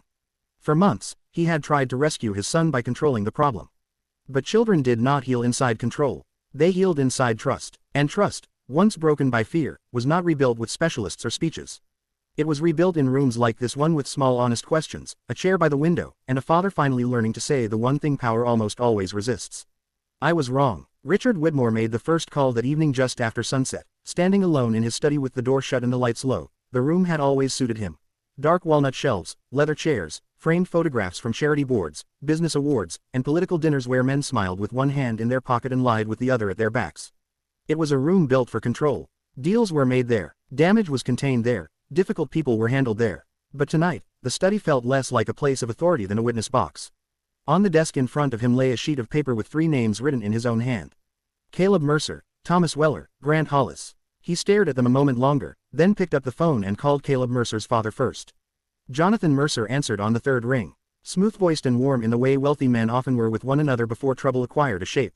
Richard, good to hear from you. I was just saying to Laura, we haven't seen you and Catherine in weeks. Richard did not waste time. Your son has been tormenting mine. There was a pause on the line, small telling. Then Mercer laughed lightly, the way men laughed when they wanted to turn liability back into social misunderstanding. Now hold on, kids get under each other's skin. I'm sure whatever happened can be sorted out. Do not insult me by calling this ordinary. The warmth vanished. Mercer cleared his throat. What exactly are you alleging? Richard looked at the names again, though he did not need them now. Verbal harassment, isolation, intimidation, repeated incidents at school. Enough that my son would rather stay in bed pretending to be sick than walk back into that building. Silence, not denial, not yet, just calculation. That was what made Richard angriest. Mercer finally said, if Caleb was rough with the boy, I'll talk to him. Richard's voice lowered. You will do more than talk to him. You will understand that if this has been allowed to continue because your family name buys softness where consequences should be, that softness ends tonight. He ended the call before Mercer could recover. The second call was worse. Thomas Weller's father came on defensive from the first sentence as though some current of warning had already reached him through the invisible channels rich people trusted more than honesty. Richard, before this gets out of hand, I'm sure there are 2 sides here. Richard stood very still at the desk. My son spent months becoming smaller in order to survive what your son and others thought was entertainment. Weller scoffed. Boys can be merciless, sure, but if Evan's sensitive, Richard's hand tightened around the phone hard enough that his knuckles blanched. Choose your next word very carefully. The silence that followed was a frightened one. Weller tried again, softer this time. I'm not excusing anything. I'm only saying these things can escalate in memory once a child gets anxious. There it was. The old trick. Reframe harm as interpretation. Shift from what happened to how the victim received it. Make cruelty a matter of temperament. Richard ended that call too, but not before saying, I am no longer interested in how comfortable you were with this. I am interested in what your son did. He left Hollis for last. Grant Hollis's mother answered instead. And unlike the other 2 parents, she did not posture first. She sounded tired before Richard had even said the full sentence. I know, she said quietly after he named the issue. I know something's been wrong. Richard leaned back against the desk. How long? Long enough that Grant's been saying things at home about weak boys and soft boys and how some kids ought to learn to take a joke. She paused. I asked him where he learned that language, and he wouldn't answer me. For the first time that evening, Richard heard something on the other end of the line that was not strategy. It sounded like shame. I'm not calling for apologies, he said. No, she replied. You're calling because your son was failed. He looked out the dark window of the study. Somewhere beyond the glass, the ground stretched white and silent under the winter sky. Yes, when the call ended, he stayed in the study for several minutes without moving. The house around him had gone into evening quiet, dishes cleared, staff dismissed, lamps on, cease. The small domestic signals of a family trying to return to normal after a day that had removed all possibility of normal. He thought of Annie's face in the upstairs bedroom, steady and unstartled, as if truth were never the emergency adults made it into. He thought of Rosa's sentence from earlier. Places with money don't ignore trouble. They manage it. That's different. He had spent most of his life being on the safe side of. That difference, that recognition did not make him noble. It made him ashamed. When he went upstairs, he found Catherine in the sitting room adjoining their bedroom, still dressed, though she had removed her earrings and folded them onto the side table beside a cold cup of tea. She looked up the moment he entered. Well, he loosened his tie and dropped into the chair opposite hers. Mercer minimized. Weller blamed temperament. Hollis's mother may be the only adult in this whole circle who still recognizes a conscience when it visits. Catherine closed her eyes briefly. That bad? Yes. She was quiet for a moment, then asked. And the school? I'm speaking to the board tomorrow. That made her sit straighter. All of them? Yes. She gave a low breath. That will not stay private. Richard looked at her. It shouldn't. For years, that would have been enough to stun her. Richard Whitmore had built a career partly on timing, containment, and the elegant delay of public damage. But this was something else now. A father's willingness to let reputations crack if that was what truth required. Catherine studied him, perhaps seeing the shift with more clarity than he did himself. Do you want me there? He answered without thinking. Yes. The words seemed to steady her. Down the hall, they could hear movement from Evan's room. Not distress, just life. A drawer opening, Annie's voice drifting briefly from the landing where Rosa must have been collecting her. A laugh, small, quick, real. Richard turned his head toward the sound. He asks for her before he asks for either of us, Catherine said quietly. He did not pretend not to know who she meant. I know. Does that bother you? He looked back at her, then gave a tired, honest answer. Yes. Catherine nodded, not judging him for it. Me, too. That shared admission softened something between them, though I suspect, she added. What bothers me more is knowing exactly why. Richard leaned forward, elbows on his knees. She made him feel safe in 2 days. Catherine's mouth tightened, and we mistook fear for illness in our own child. He did not answer. There were some marriages that could not survive the plain naming of failure. But old marriages, if they had any worth to them at all, sometimes learned how to look at damage without immediately deciding who to blame first. Catherine crossed one leg over the other and said, We may not have caused what happened at that school, Richard, but we built a house where he thought proving strength mattered more than saying he was afraid. The sentence hurt because it was true and because he had no defensible reply. After a while, he rose and walked down the hall to Evan's room. The door was partly open. Inside, the lamp by the bed was on, but the overhead lights were dimmed. Rosa was helping straighten the blankets while Annie stood near the bookshelf, reading the backs of some adventure novels, as if she were inspecting a small library she might approve of, only selectively. Evan was already in bed again, but he looked different from the boy who had occupied that same bed 2 days ago. Not healed, not untouched, simply more present. Rosa looked up when Richard entered. We were just heading out. He nodded. Thank you. She gave the smallest pause before answering. For what? The question was not disrespectful. It was precise. Rosa Johnson had spent too many years around people who thanked workers in place of treating them fairly. She was not going to let gratitude become another elegant form of avoidance. For helping him feel normal, Richard said. She seemed to weigh the sentence, then accepted it with a small nod. Children need that more than adults think. Annie came over to Evan's bedside and handed him one of the books from the shelf. This one's better than the other one, she said. The dog doesn't die. Evan gave a weak laugh. How do you know? I read the ending first. That's cheating. That's being emotionally prepared. Even Rosa smiled at that. When Annie and her mother had gone, Richard sat in the chair beside Evan's bed. For a while, neither of them spoke. The room was quiet except for the faint rustle of pages. As Evan turned the book over in his hands, then the boy asked without looking up, Did you talk to them? Yes. All of them. Yes. Another pause. Are they mad? Richard considered the question. It was the kind children asked when they were still measuring whether justice would somehow become their fault. Probably, he said, but that doesn't matter. Evan nodded, though he did not look entirely convinced. Richard chose his next words carefully. None of this is yours to carry. That brought the boy's eyes up. I should have seen more. Richard continued. I didn't. That is on me. But what those boys did and what that school allowed belongs to them. Evan looked down at the book again. What if people say I made too big a deal out of it? Richard felt something cold and protective rise through him. Then they can say it to me. The boy was quiet for several seconds. Then he said in a smaller voice, Okay. Richard stayed until Evan's eyes grew heavy and the book slid lower in his hands. When he finally stood to leave, he switched off the lamp and paused in the doorway. The house beyond the room was dim and still. Somewhere downstairs, the old clock marked the hour. In that hush, it occurred to him that for the first time in months, he was not planning another medical consultation or reviewing test results or arranging private treatment. He was preparing for something far simpler and, in its own way, far more difficult. He was going to tell powerful people that their comfort no longer mattered more than the truth. And back in his own room, Catherine lay awake, listening for his steps. While Rosa drove home through the cold Georgia night with Annie asleep in the passenger seat, her head tipped against the window, unaware that she had already done the hardest part. She had made a powerful man stop protecting the wrong things. The board meeting was held the next afternoon in a room designed to make difficult conversations feel civilized. Whitmore Academy's trustees gathered around a polished mahogany table beneath oil portraits of former headmasters and benefactors whose names were still stitched into scholarships, wings, and annual giving campaigns. The room smelled faintly of coffee, old paper, and expensive restraint. At one end sat Satins, headmaster, his posture carefully composed, despite the fatigue now visible around his eyes.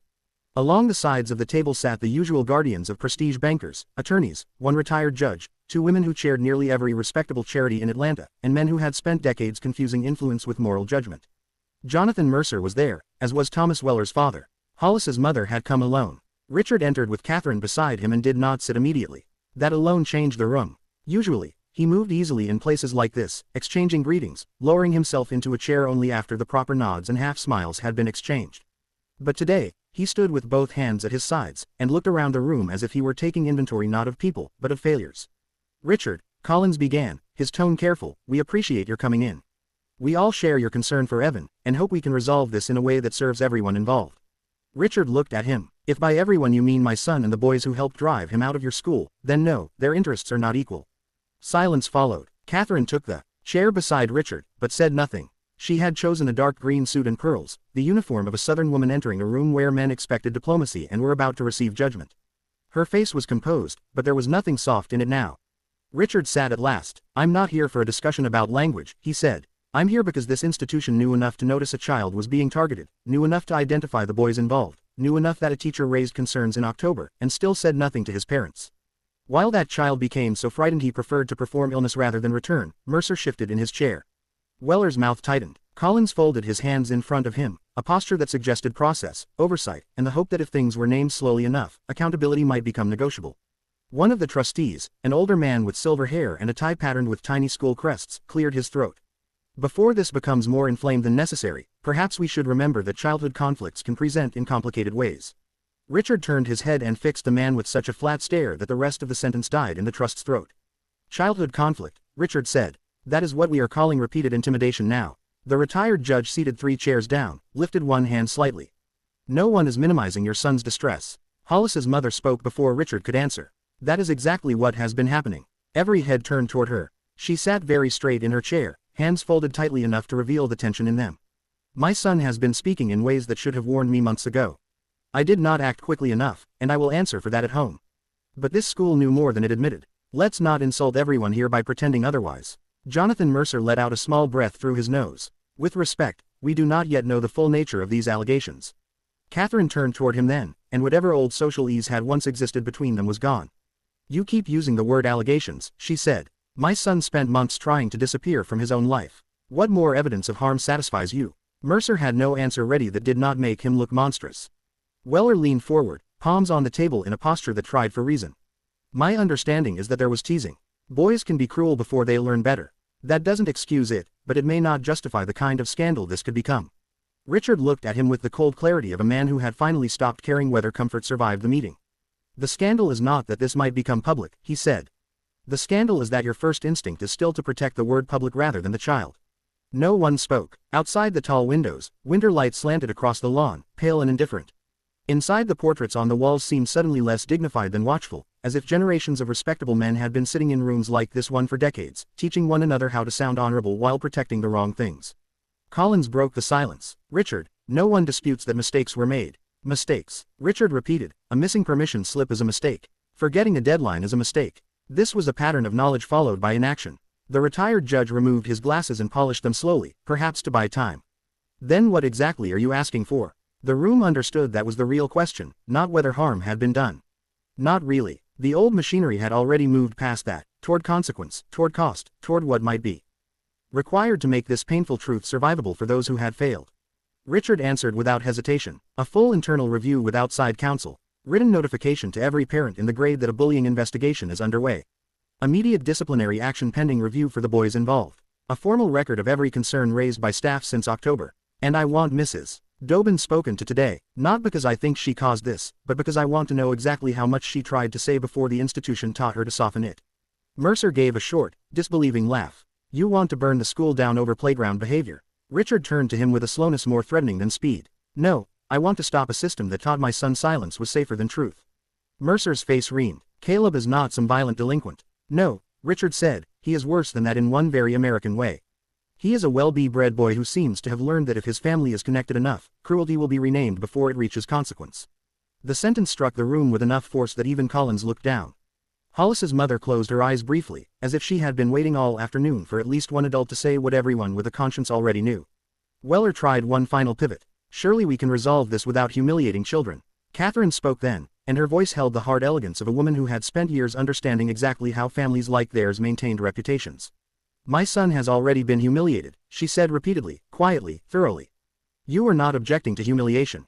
You are objecting to whose child may finally feel it. That ended him for the first time since entering the room. Richard felt not just anger, but a kind of grim respect for his wife. He had known Catherine as polished, social, strategic. He had perhaps forgotten in the long ease of marriage that women like her often learn to read the moral weather of rooms faster than men blinded by power. Collins drew in a measured breath. If we agree to the review and the notifications, I would strongly urge discretion. In how this has framed the school's reputation, Richard stood. The movement was abrupt enough to make two trustees straighten instinctively. He did not raise his voice. He did not need to for months, he said. My son has been carrying the burden of this school's discretion in his own body. He will not carry it one day longer. The room went utterly still. He let the silence settle before continuing. You want to know what I learned in the last 3 days? That fear when ignored by the people meant to protect a child does not disappear. It turns inward. It learns to mimic illness. It learns to live in a bed, in a stomach ache, in a silence polite adults call sensitivity. And every one of you sat inside an institution that watched this happen slowly enough to get used to it. No one interrupted. Richard placed both hands on the back of his chair and looked around the table, meeting every gaze. I do not care what language you use in your minutes. I do not care which donor calls tonight or whose wife cries at the idea of embarrassment. My son is done paying for other people's comfort. When he sat back down, the room felt changed. Smaller somehow, less able to hide behind procedure. The retired judge was the first to yield. The review should happen, he said quietly. One of the women from the charity boards nodded next, and the parents must be notified. Collins looked as though he had swallowed something sharp. Mercer stared at the table. Weller's expression had gone defensive and hollow at once. Hollis's mother gave the faintest nod, not of approval, but of recognition. Once the first crack came, the rest followed. Language was negotiated, timelines argued, counsel named, but the essential thing had already happened. The room had lost its ability to pretend the matter was only social, only delicate, only something to be managed. By the time Richard and Catherine left the campus, the winter light had gone silver and low. They walked to the car in silence at first, passing parents and students who moved through the late afternoon with the ordinary ease of people who had not yet heard the ground shifting beneath a place they trusted. At the passenger door, Catherine stopped. You were right to force it. Richard looked across the roof of the car at her. You said as much in there. I know. She held his gaze, but I'm saying it now as his mother, not as your ally in a room full of cowards. He gave a tired breath that almost became a laugh and didn't. That room used to make sense to me. It still does, she said. That's the problem. On the drive home, neither of them spoke much. There was too much to absorb and too much still ahead. But the silence between them was no longer made of confusion. It was made of consequence. When they reached the estate, Annie and Rosa were already there. Richard found them upstairs in Evan's room. Rosa sat in the armchair near the window, folding a small stack of clean clothes from the laundry basket with the same patient care she brought to every practical task. Annie sat cross-legged on the rug, reading aloud from the dog book she had chosen the night before. Evan was on the edge of the bed, listening with the kind of open attention that would have seemed impossible a week earlier. He looked up when Richard entered. How'd it go? Richard crossed the room slowly. He did not answer right away because he had learned at last that children deserve the truth in a size they could carry. The school is going to be investigated, he said. The adults there can't pretend they didn't know anymore. Evan searched his face. Am I in trouble? The question nearly undid him. No, Richard said at once, kneeling until he was level with the boy. You were the one who was wronged. Evan's shoulders lowered. Annie closed the book in her lap. That's what I told him. Richard glanced at her, then back to his son. There will be people who wish this had stayed quiet, he said. That is not your burden. It is mine. Rosa, still folding clothes, looked up briefly at that. Something in her eyes suggested she understood exactly what it cost a man like Richard Whitmore to say such a thing out loud. Perhaps she also understood that saying it was only the beginning. Catherine stepped farther into the room. And yours is to get better, she said softly. Not for them, for you. For the first time, Evan seemed to believe her. He looked down at his hands, then over at Annie. Do you think they'll really make it different? Annie thought about it seriously. Maybe some, maybe not enough. Then she added with the calm honesty that had become the moral center of the whole house. But now they know somebody's watching. Evan smiled a little at that. Richard did too, though his smile was brief and almost painful, because she was right. Institutions changed less from conscience than from witness, and one small child had become witness before anyone else dared to be.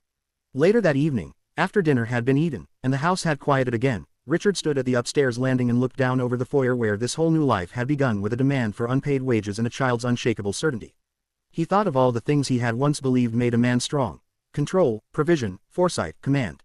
Now another word had entered the list, one he had undervalued for most of his life. Listening and somewhere below him, Annie laughed at something Rosa had said in the kitchen. While in the room down the hall, his son no longer looked like a mystery to be solved, but a child finally being seen. That night, for the first time in months, Richard Whitmore did not fall asleep thinking about doctors. He fell asleep knowing that justice, once invited into a house, had a way of moving from room to room until nothing dishonest remained comfortable. By the end of the week, the change in Evan Whitmore could no longer be mistaken for coincidence. It showed first in the mornings. For months, breakfast in the Whitmore house had revolved around absence. A tray sent upstairs, toast gone cold, juice untouched, a child too exhausted, too pale, too unwilling to face the day. Now little by little, that ritual began to break apart. On Thursday, Evan came downstairs before 10 o'clock and sat in the breakfast room wearing a navy sweater and house slippers. His hair still rumpled from sleep, but his eyes clearer than they had been in months. He did not eat much at first, only half a biscuit and a few slices of apple, but he sat at the table without looking trapped by it.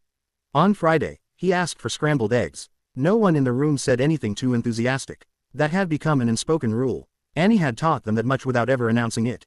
Don't turn every normal thing into a performance. Let the child keep his dignity. So, Rosa only set the plate down with a calm, "Here you go, honey." And Catherine poured juice as if there were nothing miraculous in appetite. Returning once, fear loosened its grip.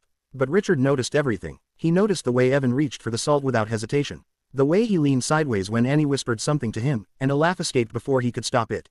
The way his shoulders no longer curled inward every time the day was mentioned. Even his color looked different. Not fully restored, but less haunted. That morning, as sunlight stretched over the breakfast room floor, and the silver coffee pot caught the light, Richard stood by the window with his cup in hand, and watched his son be ordinary. It nearly broke his heart, not because the sight was tragic, but because it was so simple, so available, so close all along. If only someone had known to ask the right question instead of paying for the most sophisticated wrong answer. Annie sat across from Evan, her legs swinging lightly beneath the chair, tearing pieces from a biscuit and dipping them in honey as if she had eaten in rich people's breakfast rooms all her life and found them mildly overrated. "Told you," she said under her breath. Evan glanced at her. "Told me what?" "That once you stop pretending, your body stops trying so hard, too." Rosa heard it while setting fruit on the sideboard. She did not interrupt, though Richard saw the quiet recognition in her face. She had worked enough years around illness, fear, and working-class survival to know that bodies often carried what mouths could not say. Catherine looked at Richard from across the room. Neither of them spoke. They no longer needed to narrate every improvement to each other. That was another thing the week had taught them. Not every truth needed to be managed out loud before it could be real. Later that day, Evan asked if he could walk down to the lower garden. It was a small request, barely larger than the one he had made for the backyard the afternoon before, but it marked another step away from the bed that had become his refuge in prison both. Richard offered to go with him immediately, then caught himself. Big questions, big reactions, big shadows. Annie's lessons had not left him, so instead he said, "That sounds fine. Whenever you're ready." Evan chose after lunch. The air outside was crisp but bright. One of those Georgia winter afternoons when the cold remained polite as long as the sun stayed out. The lower garden sat beyond the terrace and down a stone path lined with sleeping hydrangeas and trimmed boxwoods. There was a small iron bench near the fountain and a patch of dormant rose bushes Catherine loved every spring. Rosa came too, carrying a light blanket over one arm just in case. Though no one pointed out the fact that she moved through the family's garden now with more comfort than she had a week ago. Money could establish property, it could not establish moral authority nearly so quickly. Annie walked beside Evan with that same unforced pace she always used, never hurrying him, never offering pity disguised as encouragement. Richard followed several steps behind, and Catherine stayed near the path, speaking occasionally with Rosa about practical things, groceries, the weekend, church attendance, like women building a bridge between unequal lives out of the ordinary materials available to them. At the fountain, Evan sat on the iron bench and tilted his face toward the light. The water made a soft looping sound in the basin. Somewhere farther off, a bird called from the bare branches near the back fence. "I forgot this was here," he said. Annie looked at him sideways. "A whole fountain?" "No. Sitting outside when nobody's asking what's wrong with me." Richard stopped walking. The sentence was not cruel. It was not even accusing. Children rarely meant their most devastating truths to be either. They simply spoke from the place where things had hurt them longest. Catherine lowered her eyes. Rosa looked away toward the rose bushes, granting the family the privacy of being wounded in front of her without having to see it fully reflected back. Richard came closer at last and sat on the far end of the bench. "I'm trying to learn that," he said. Evan nodded once, still watching the fountain. After a minute, Annie stood up and wandered to the edge of the path where a few camellia leaves had gathered in the grass. She kicked at them gently with the toe of her shoe. "You know what's funny?" she asked. "What?" Evan said. "You were trying so hard to act sick that everybody forgot to ask if being at home was actually helping." He frowned a little. "What do you mean? You don't look scared all the time here now." The remark seemed to surprise him. He thought about it seriously, then said, "I guess I'm not." Richard looked at his son. "Are you sleeping any better?" "A little. Any headaches?" Evan shrugged. "Not really." There it was again, piece by piece, symptom by symptom, the body giving back what fear had stolen. That evening, Richard received the first formal letter from the school's outside counsel confirming the investigation process, parent notification timeline, and interim disciplinary restrictions for the boys involved. It was written in the polished legal language institutions used when they wanted to appear morally responsive while revealing as little human feeling as possible. Catherine read it at the dining room table and set it down with a look of faint disgust. "They've managed to write 3 pages without using the word child once," she said. Rosa, who had stayed late that evening to finish linens in the upstairs guest rooms, happened to pass the doorway and heard the remark. "That's because when people want to protect systems, they stop talking like children or people," she said. Richard looked up from his own copy of the letter. Rosa paused, perhaps aware she had spoken more freely than the old arrangement between them once would have permitted, but too much had changed now to pretend otherwise. "I'm sorry," she said, though she did not sound sorry. "Don't be," Catherine replied. Richard folded the letter in half. "She's right." Rosa gave a single nod and moved on down the hall, leaving behind the faint scent of starch and lemon soap. That night, after dinner, Evan did something none of them had expected so soon. He brought down one of his school sketchbooks from upstairs and set it on the coffee table in the family room. "I want to throw this away," he said. Richard looked at the book. Catherine looked at Evan. Annie, sitting cross-legged on the rug with a card game spread in front of her, tilted her head. "Or keep it so one day you can remember you're not there anymore." Evan considered that maybe Catherine sat beside him on the sofa and opened the sketchbook slowly. The first pages held ordinary things, a dog, a tree, a baseball cap, a lopsided cartoon of the house. Then farther in, the drawings changed.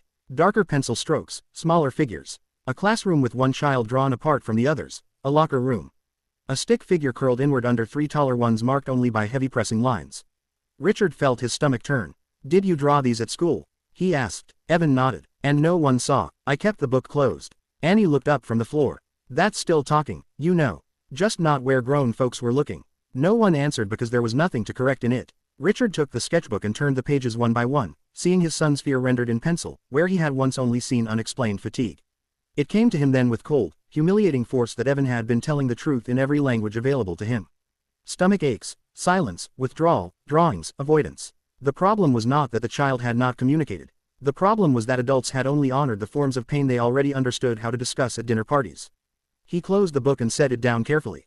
"Do you still want me to keep talking to the school?" he asked. Evan looked at him as though the answer should have been obvious.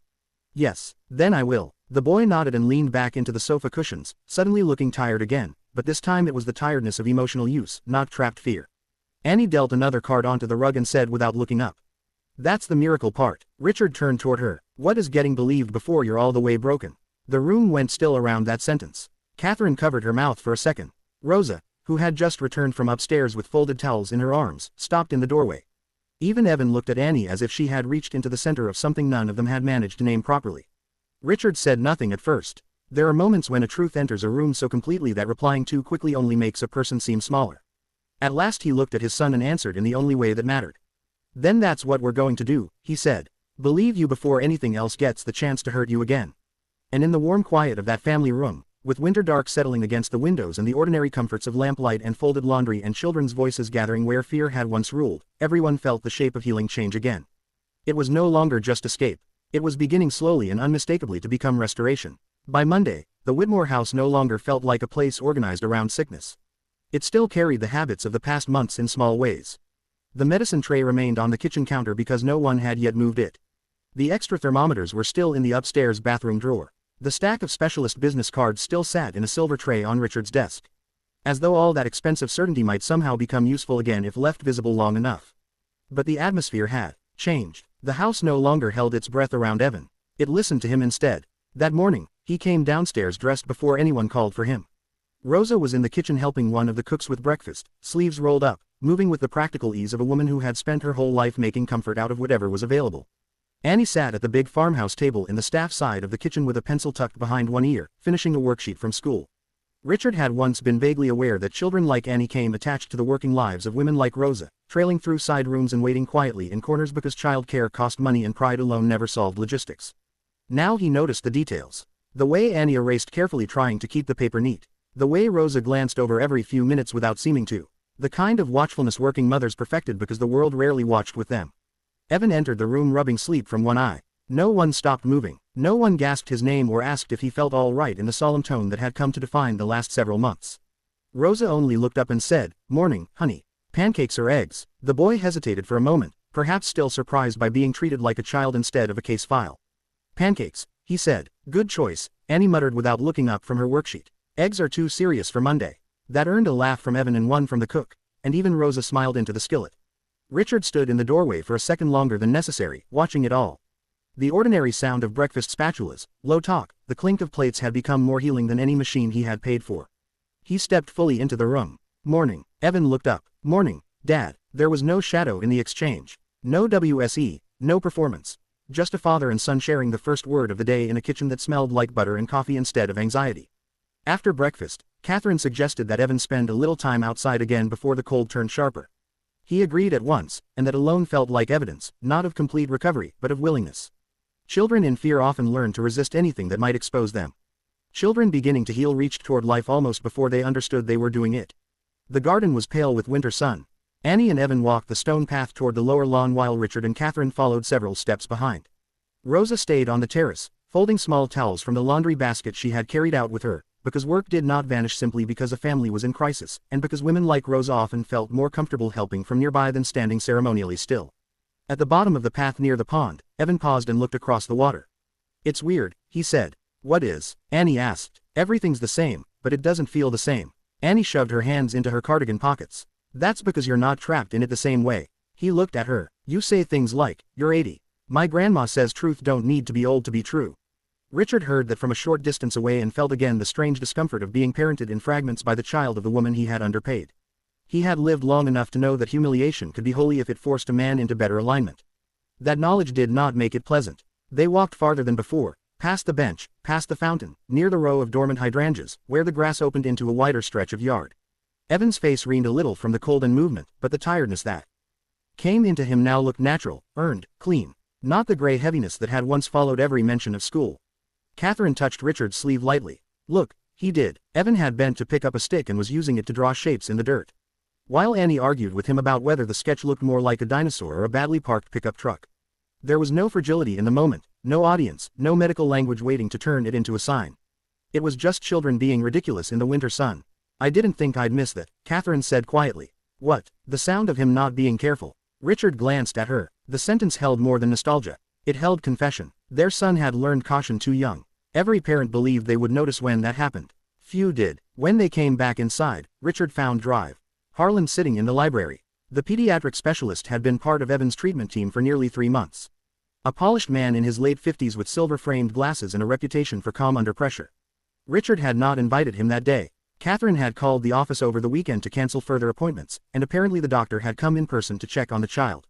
Men in his profession did not like unexplained recoveries. They threatened expertise. "Doctor." Harlan rose as Richard entered. "I was hoping to see Evan." Richard closed the library door behind him. "Why?" The doctor gave a mild surprised smile. "Because I've been treating him." "No," Richard said. "You've been treating symptoms." That took the smile off his face. "I'm not sure I follow." "Yes, you do." Richard remained standing. He had stopped offering chairs to people who had mistaken the central problem and then expected courtesy before humility.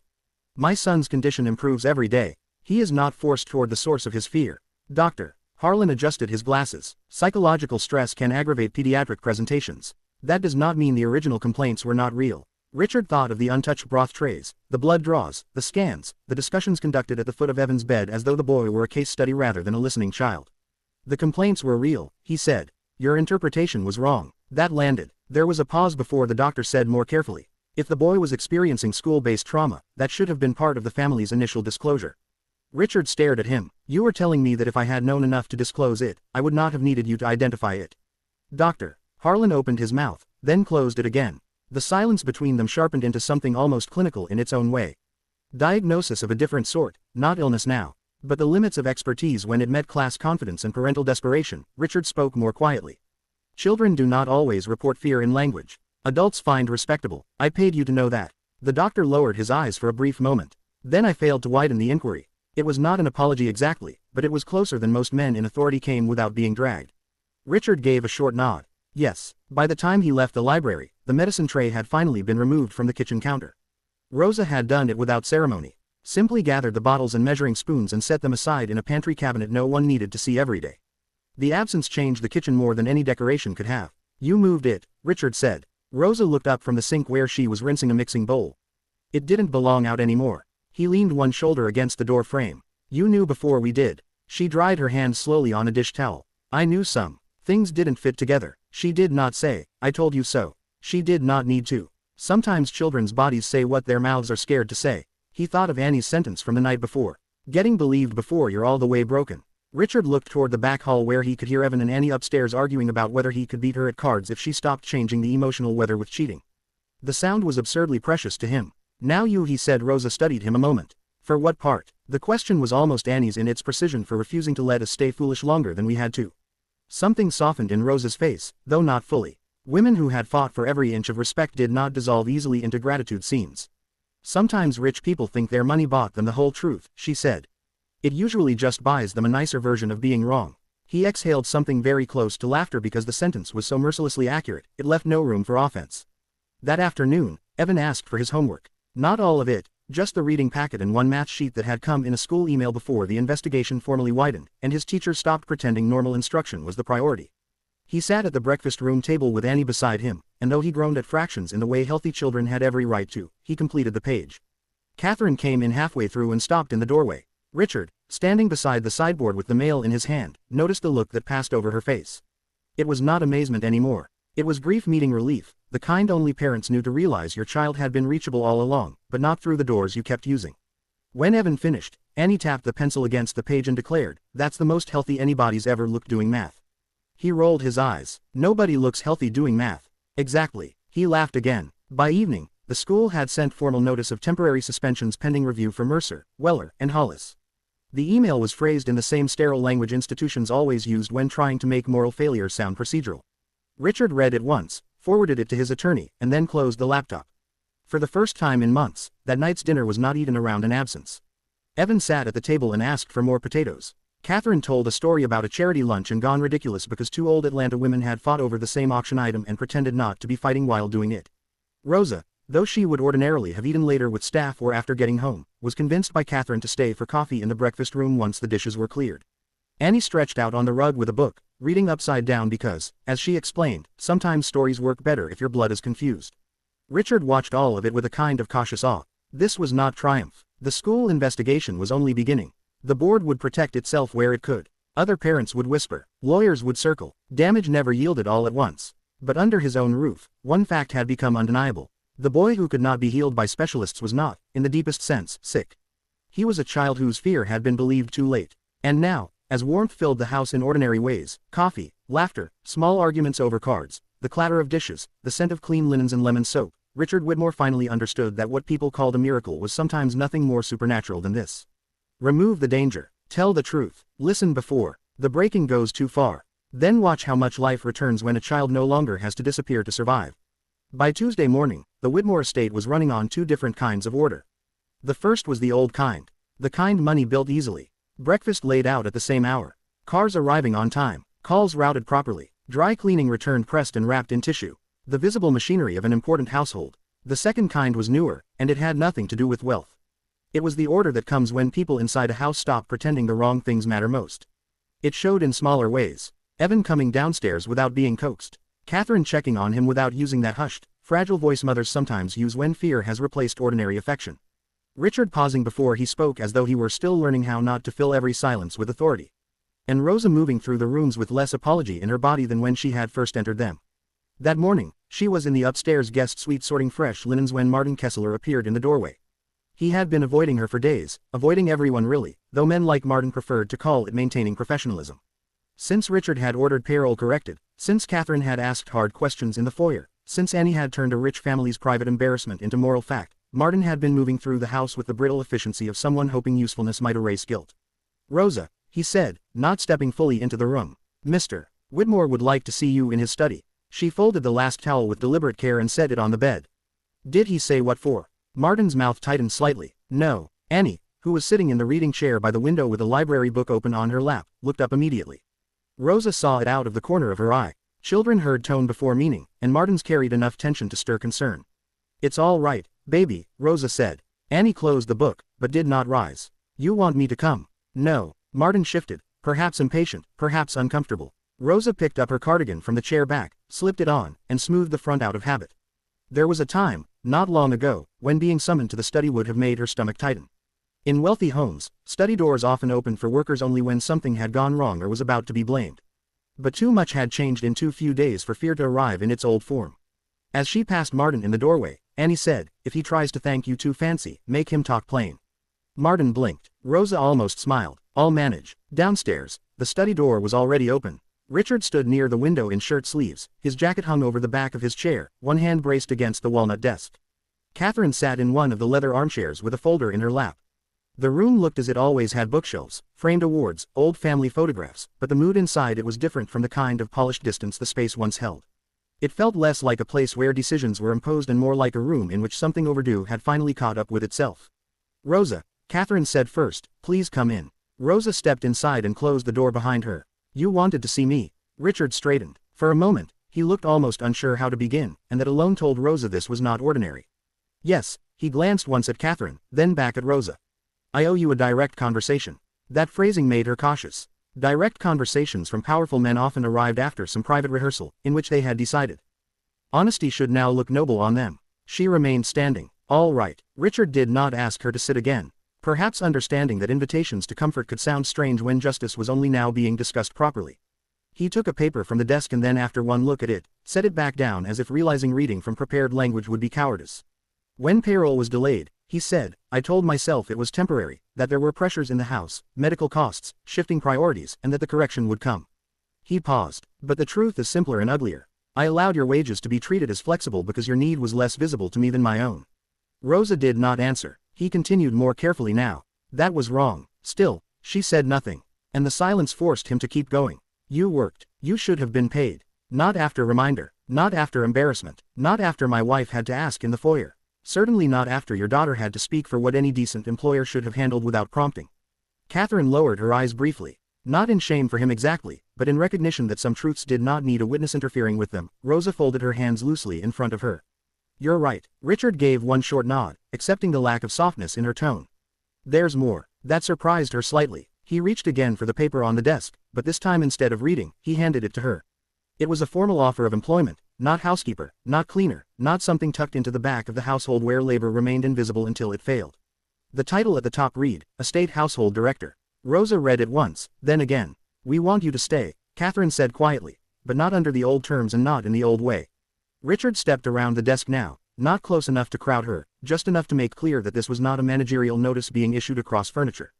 "The estate needs someone who actually sees what's happening in it," he said. "The staff trusts you. My son trusts you. Frankly, my wife and I are beginning to understand that we should have trusted your judgment sooner, too." Rosa lowered the paper and looked at him. "You're offering me a promotion?" "Yes. And more money?" "Yes. And authority over household scheduling, payroll oversight, staff coordination, and day-to-day operations."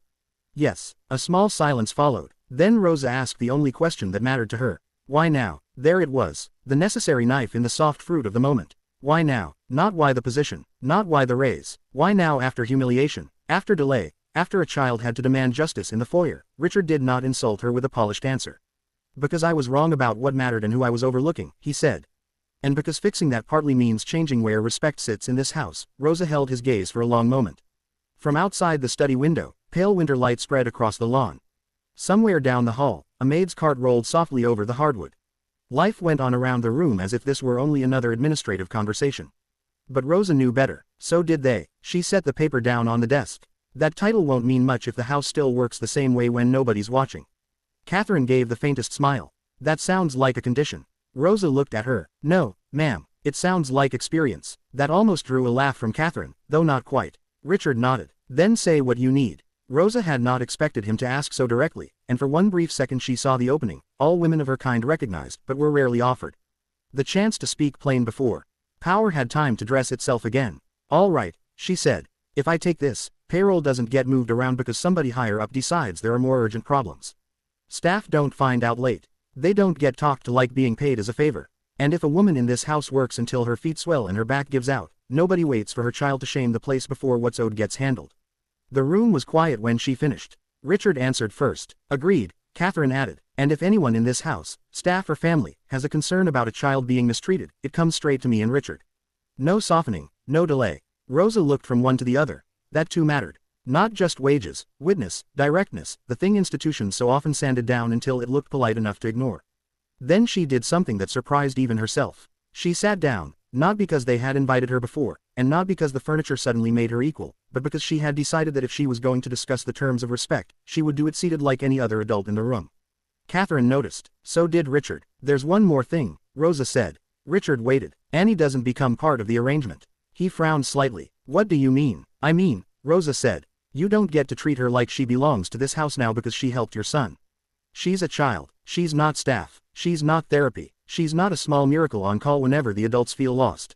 That landed more deeply than the employment terms had. Richard looked down for a moment, then back at her. You're right, Catherine spoke softly. We care for her. I know you do, Rosa replied. But caring and claiming ain't the same. No one argued with that. The offer remained on the desk between them. No longer a rescue or a favor, but something closer to a renegotiation of truth. At last, Rosa picked it up again. I'll take it, she said. Catherine exhaled the breath she had clearly been holding. Richard nodded once, but there was emotion behind the restraint now, something unpracticed. Thank you. Rosa gave him a direct look. I'm not doing it for gratitude. I know, I'm doing it because houses like this need somebody willing to say what they don't want, said this time. Catherine did laugh softly. A real one. That may be the truest job description in Atlanta. When Rosa left the study, Annie was waiting at the end of the hall exactly where she was not supposed to be. Rosa stopped and put one hand on her hip. You were listening a little. You heard any of it? Annie stood up from the hallway chair enough to know you didn't throw anything at him. Rosa let out a breath that turned into a tired smile. No, baby, I didn't. Annie searched her mother's face. So, what happened? Rosa held up the offer letter. Your Mr. Whitmore finally figured out rich people shouldn't let fools run payroll. Annie nodded solemnly. Took him long enough. That evening, after the papers were signed and Martin had received the new reporting structure with a face so controlled it practically trembled, Richard found Annie in the family room helping Evan build a card tower on the coffee table. She looked up when he entered. My mother says the job is real, she said. It is. And the money, too. Yes. Annie placed another card carefully on the tower. Good. Richard stood there a moment, watching the concentration on both children's faces. Your mother also told me something important today. Annie did not look up. Probably. He almost smiled. She said, you don't belong to this house. Now Annie looked at him.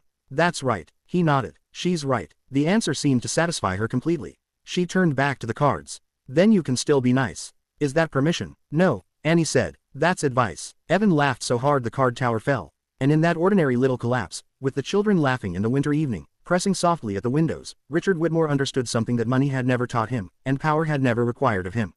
Repair was not ownership. Gratitude was not absolution, and the people who changed your house did not become part of your possessions simply because they had saved what you loved. 3 months later, spring came early to Georgia, and with it the first real proof that a house could survive the truth and still remain standing. The dogwoods along the Whitmore Drive had begun to bloom, pale white against the deep green of the lawn, and the lower garden, which had looked so cold and watchful in winter, was waking up in soft stages. The roses were budding again. The fountain no longer sounded lonely. Even the air around the estate had changed, warmer now, less brittle, touched with the green scent of things returning. So had Evan. On a bright Saturday morning, Richard stood on the back lawn in shirt sleeves, a baseball in one hand and a glove on the other, watching his son jog toward him over the grass with a look of concentration that used to belong to healthier years. Evan was still thinner than he had been before that long season of fear. He still had moments when he went quiet without warning, moments when some memory from school crossed his face like a cloud over sunlight. Healing, Richard had learned, did not move in a straight line. But the boy was back inside his own life now, and that was no small thing. You ready? Richard asked. Evan adjusted his glove. Don't throw it like you're trying to impress people. Richard almost smiled. I'll try to survive the criticism. From the porch, Catherine laughed softly into her coffee cup. Beside her, Rosa sat in one of the wicker chairs with a clipboard on her lap, reviewing next week's staff schedule with the ease of a woman who had long since stopped apologizing for competence. The new title suited her, though she wore it the same way she wore everything else, with steadiness, not show. The household had changed under her watch. Payroll was punctual, staff turnover had slowed, the kitchen workers laughed more. Even Martin Kessler, now painfully aware that efficiency without decency could be noticed and corrected, had learned to speak to people as though their work actually belonged to them, and sprawled belly down on the porch rug with a book open in front of her. Annie barely glanced up when Richard threw the first ball. Evan caught it cleanly. "There," Richard said. "No showing off." "That one barely counted," Evan replied, already drawing his arm back. The ball came toward Richard with more confidence than force, but he caught it and felt all at once the full weight of how ordinary and miraculous the moment was. Months ago, the boy had been in bed behind drawn curtains, too frightened to tell the truth in a language adults knew how to hear. Now he was outside in spring light, arguing about baseball throws like a child with his whole future still open in front of him. Annie finally looked up from her book. "Y'all are both dramatic for no reason." Evan laughed and threw again. The investigation at Whitmore Academy had not stayed quiet. It was never going to. The review became a scandal exactly as the board had feared, though not in the way they deserved to fear it. Parents talked, teachers talked more. 2 additional families came forward after the formal notices were sent. A 4th boy's name surfaced. Mrs. Dobbobins, when finally interviewed properly, produced a record of emails and meeting notes that proved she had tried to escalate concerns earlier and had been instructed repeatedly to monitor and de-escalate. Headmaster Collins resigned before the end of February. Mercer and Weller had been removed from the school entirely. Hollis's mother, to her credit, withdrew her son voluntarily and put him into counseling before the trustees could dress discipline up his mercy. Richard had been asked twice by reporters for comment and had refused both times, not because he wanted silence anymore, but because he had learned enough to understand that not every wound should be turned into a statement for public consumption. Evan's pain was not a lesson plan for adults with microphones. It was his son's life. When families from the school called to apologize, Richard listened only long enough to tell them that apologies sent after consequence had less moral beauty than people liked to imagine. Catherine, when one mother cried in the middle of a charity luncheon and whispered that no one had realized it was that serious, replied with such chilling grace that the woman later repeated the line to 3 different friends and accidentally made it famous in their social circle. "If you only recognize harm when it embarrasses your class," Catherine had said, "then seriousness was never the issue." Rosa said it deserved framing. Annie said rich ladies loved saying sorry after their hair appointments. Evan laughed hard enough to spill orange juice when he heard that, and in some quiet way, that laugh mattered more than any formal vindication the adults ever received. By March, a new arrangement had become possible. Evan would not return to Whitmore Academy. That decision, once unthinkable in their old world, now felt obvious. Instead, he was enrolled in a smaller private school across town with a stronger arts program, no legacy politics to navigate, and a head of school who spoke less about excellence and more about safety, curiosity, and kindness. Richard distrusted such language on first hearing. It sounded too soft, too polished. But then he caught himself and realized softness had not in fact been the enemy. Cowardice had. Evan was not starting until fall. The spring was being left wide open for recovery, tutoring, and the slow restoration of confidence. He was drawing again, sleeping better, eating like a child whose body no longer needed to make fear visible for adults to honor it. Some afternoons he and Annie sat at the breakfast room table doing worksheets and arguing over books. Other afternoons they played cards, walked the lower path, or built ridiculous stories about the turtle in the pond becoming mayor of the estate. Annie, for her part, accepted none of the sentimentality swirling around her. When Catherine once told a friend on the phone that dear child changed everything in this house, Annie, passing through with a glass of lemonade, muttered, "I just said what was already true." Catherine, to her great credit, laughed instead of correcting her. That was perhaps the most surprising change of all. The Whitmore house no longer treated truth like a breach in manners. It still flinched sometimes. It still took the long way around things more than Rosa preferred. Old habits of class and caution died slowly, but they no longer ruled the place. That afternoon, after Richard and Evan had thrown the ball until both of them were warm and a little winded, Evan dropped onto the grass and leaned back on his hands, breathing hard in the clean spring air. Richard sat down across from him, one knee bent, glove resting against his thigh. "You okay?" he asked. Evan gave him a look. "You still ask that like I'm made of glass." Richard absorbed the hit without protest. "I know." For a moment, they sat in companionable quiet while a breeze moved through the trees. Then Evan said, not looking at him, "I like when you ask smaller questions better." Richard let out a breath that turned into a real laugh. "I've been told that before from the porch," Annie called out. "That's because you learn slow." Rosa told her not to holler at grown folks, and Annie replied that some grown folks benefited from public reminders. Even Catherine laughed at that one. Richard looked back toward the porch, then at his son. "She's not wrong." "No," Evan said, "she usually isn't." That too held a kind of healing in it. Children did not return to trust through ceremony. They returned through the ability to joke again, to correct again, to expect listening instead of punishment when they told the truth. Later, When the baseball gloves had been set aside, and Rosa was gathering her papers to head home, Richard found Annie alone by the porch steps, slipping her book into the canvas bag she carried back and forth from the apartment. He stood beside her for a moment before speaking. "There's something I've wanted to ask you." She looked up. "You ask better questions now." "I'm trying." She accepted that with a small nod. "Okay, ask." Richard looked out across the yard where Evan was helping Catherine collect the baseballs from the grass. "Why didn't you let me turn what you did into something bigger than it was?" Annie frowned slightly. "What do you mean?" "I mean, he searched for the cleanest version of the truth. You never acted like saving my son made you belong to us. You never let any of us act like that either." Annie considered him with the same plain seriousness she had brought into the foyer that first day, because helping somebody don't mean they get to have you. The sentence hit him with the same force as all her best ones. Simple, exact, impossible to improve. He nodded slowly. "That's wise. It's just true." "Yes," he said, "it is." Rosa called then that it was time to go. Annie slung the bag over her shoulder and started down the porch steps, then stopped and looked back at him. "You know what though?" she said. "What?" "You did get better." Richard blinked. "At what?" She shrugged. "Listening. And not making everything about being important." He laughed despite himself. "I'll take that as progress." "It is," Annie said. "Just don't mess it up." Then she ran lightly across the path toward her mother, and Richard Whitmore stood on the porch of his own house, watching the two of them walk down toward the side drive where the old Honda waited in the spring sun. Inside, his son was no longer disappearing. Inside, his wife was gentler and fiercer in equal measure. Inside, the people who worked under his roof were being paid on time and spoken to like human beings. Inside, the silence had changed from secrecy to peace. He understood then that the house had not been saved by miracle. Not really. It had been saved by a child who refused to confuse power with truth, by a mother who insisted dignity could not be delayed, and by a boy brave enough at last to stop performing pain and name it. Sometimes justice did not arrive with sirens or headlines. Sometimes it walked in through the front door in worn shoes and asked for wages first. And sometimes healing began the moment someone finally believed the child before the damage became permanent.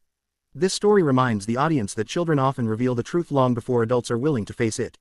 Fear does not always look like fear. Sometimes it looks like sickness, silence, obedience, or withdrawal. The story also teaches that justice begins with simple decency, paying people fairly, listening without pride, and caring more about a child's pain than a family's reputation. In the end, the message is clear. Real strength is not power, wealth, or control, but the humility to listen, the courage to admit when you were wrong, and the willingness to protect the vulnerable before the damage becomes permanent.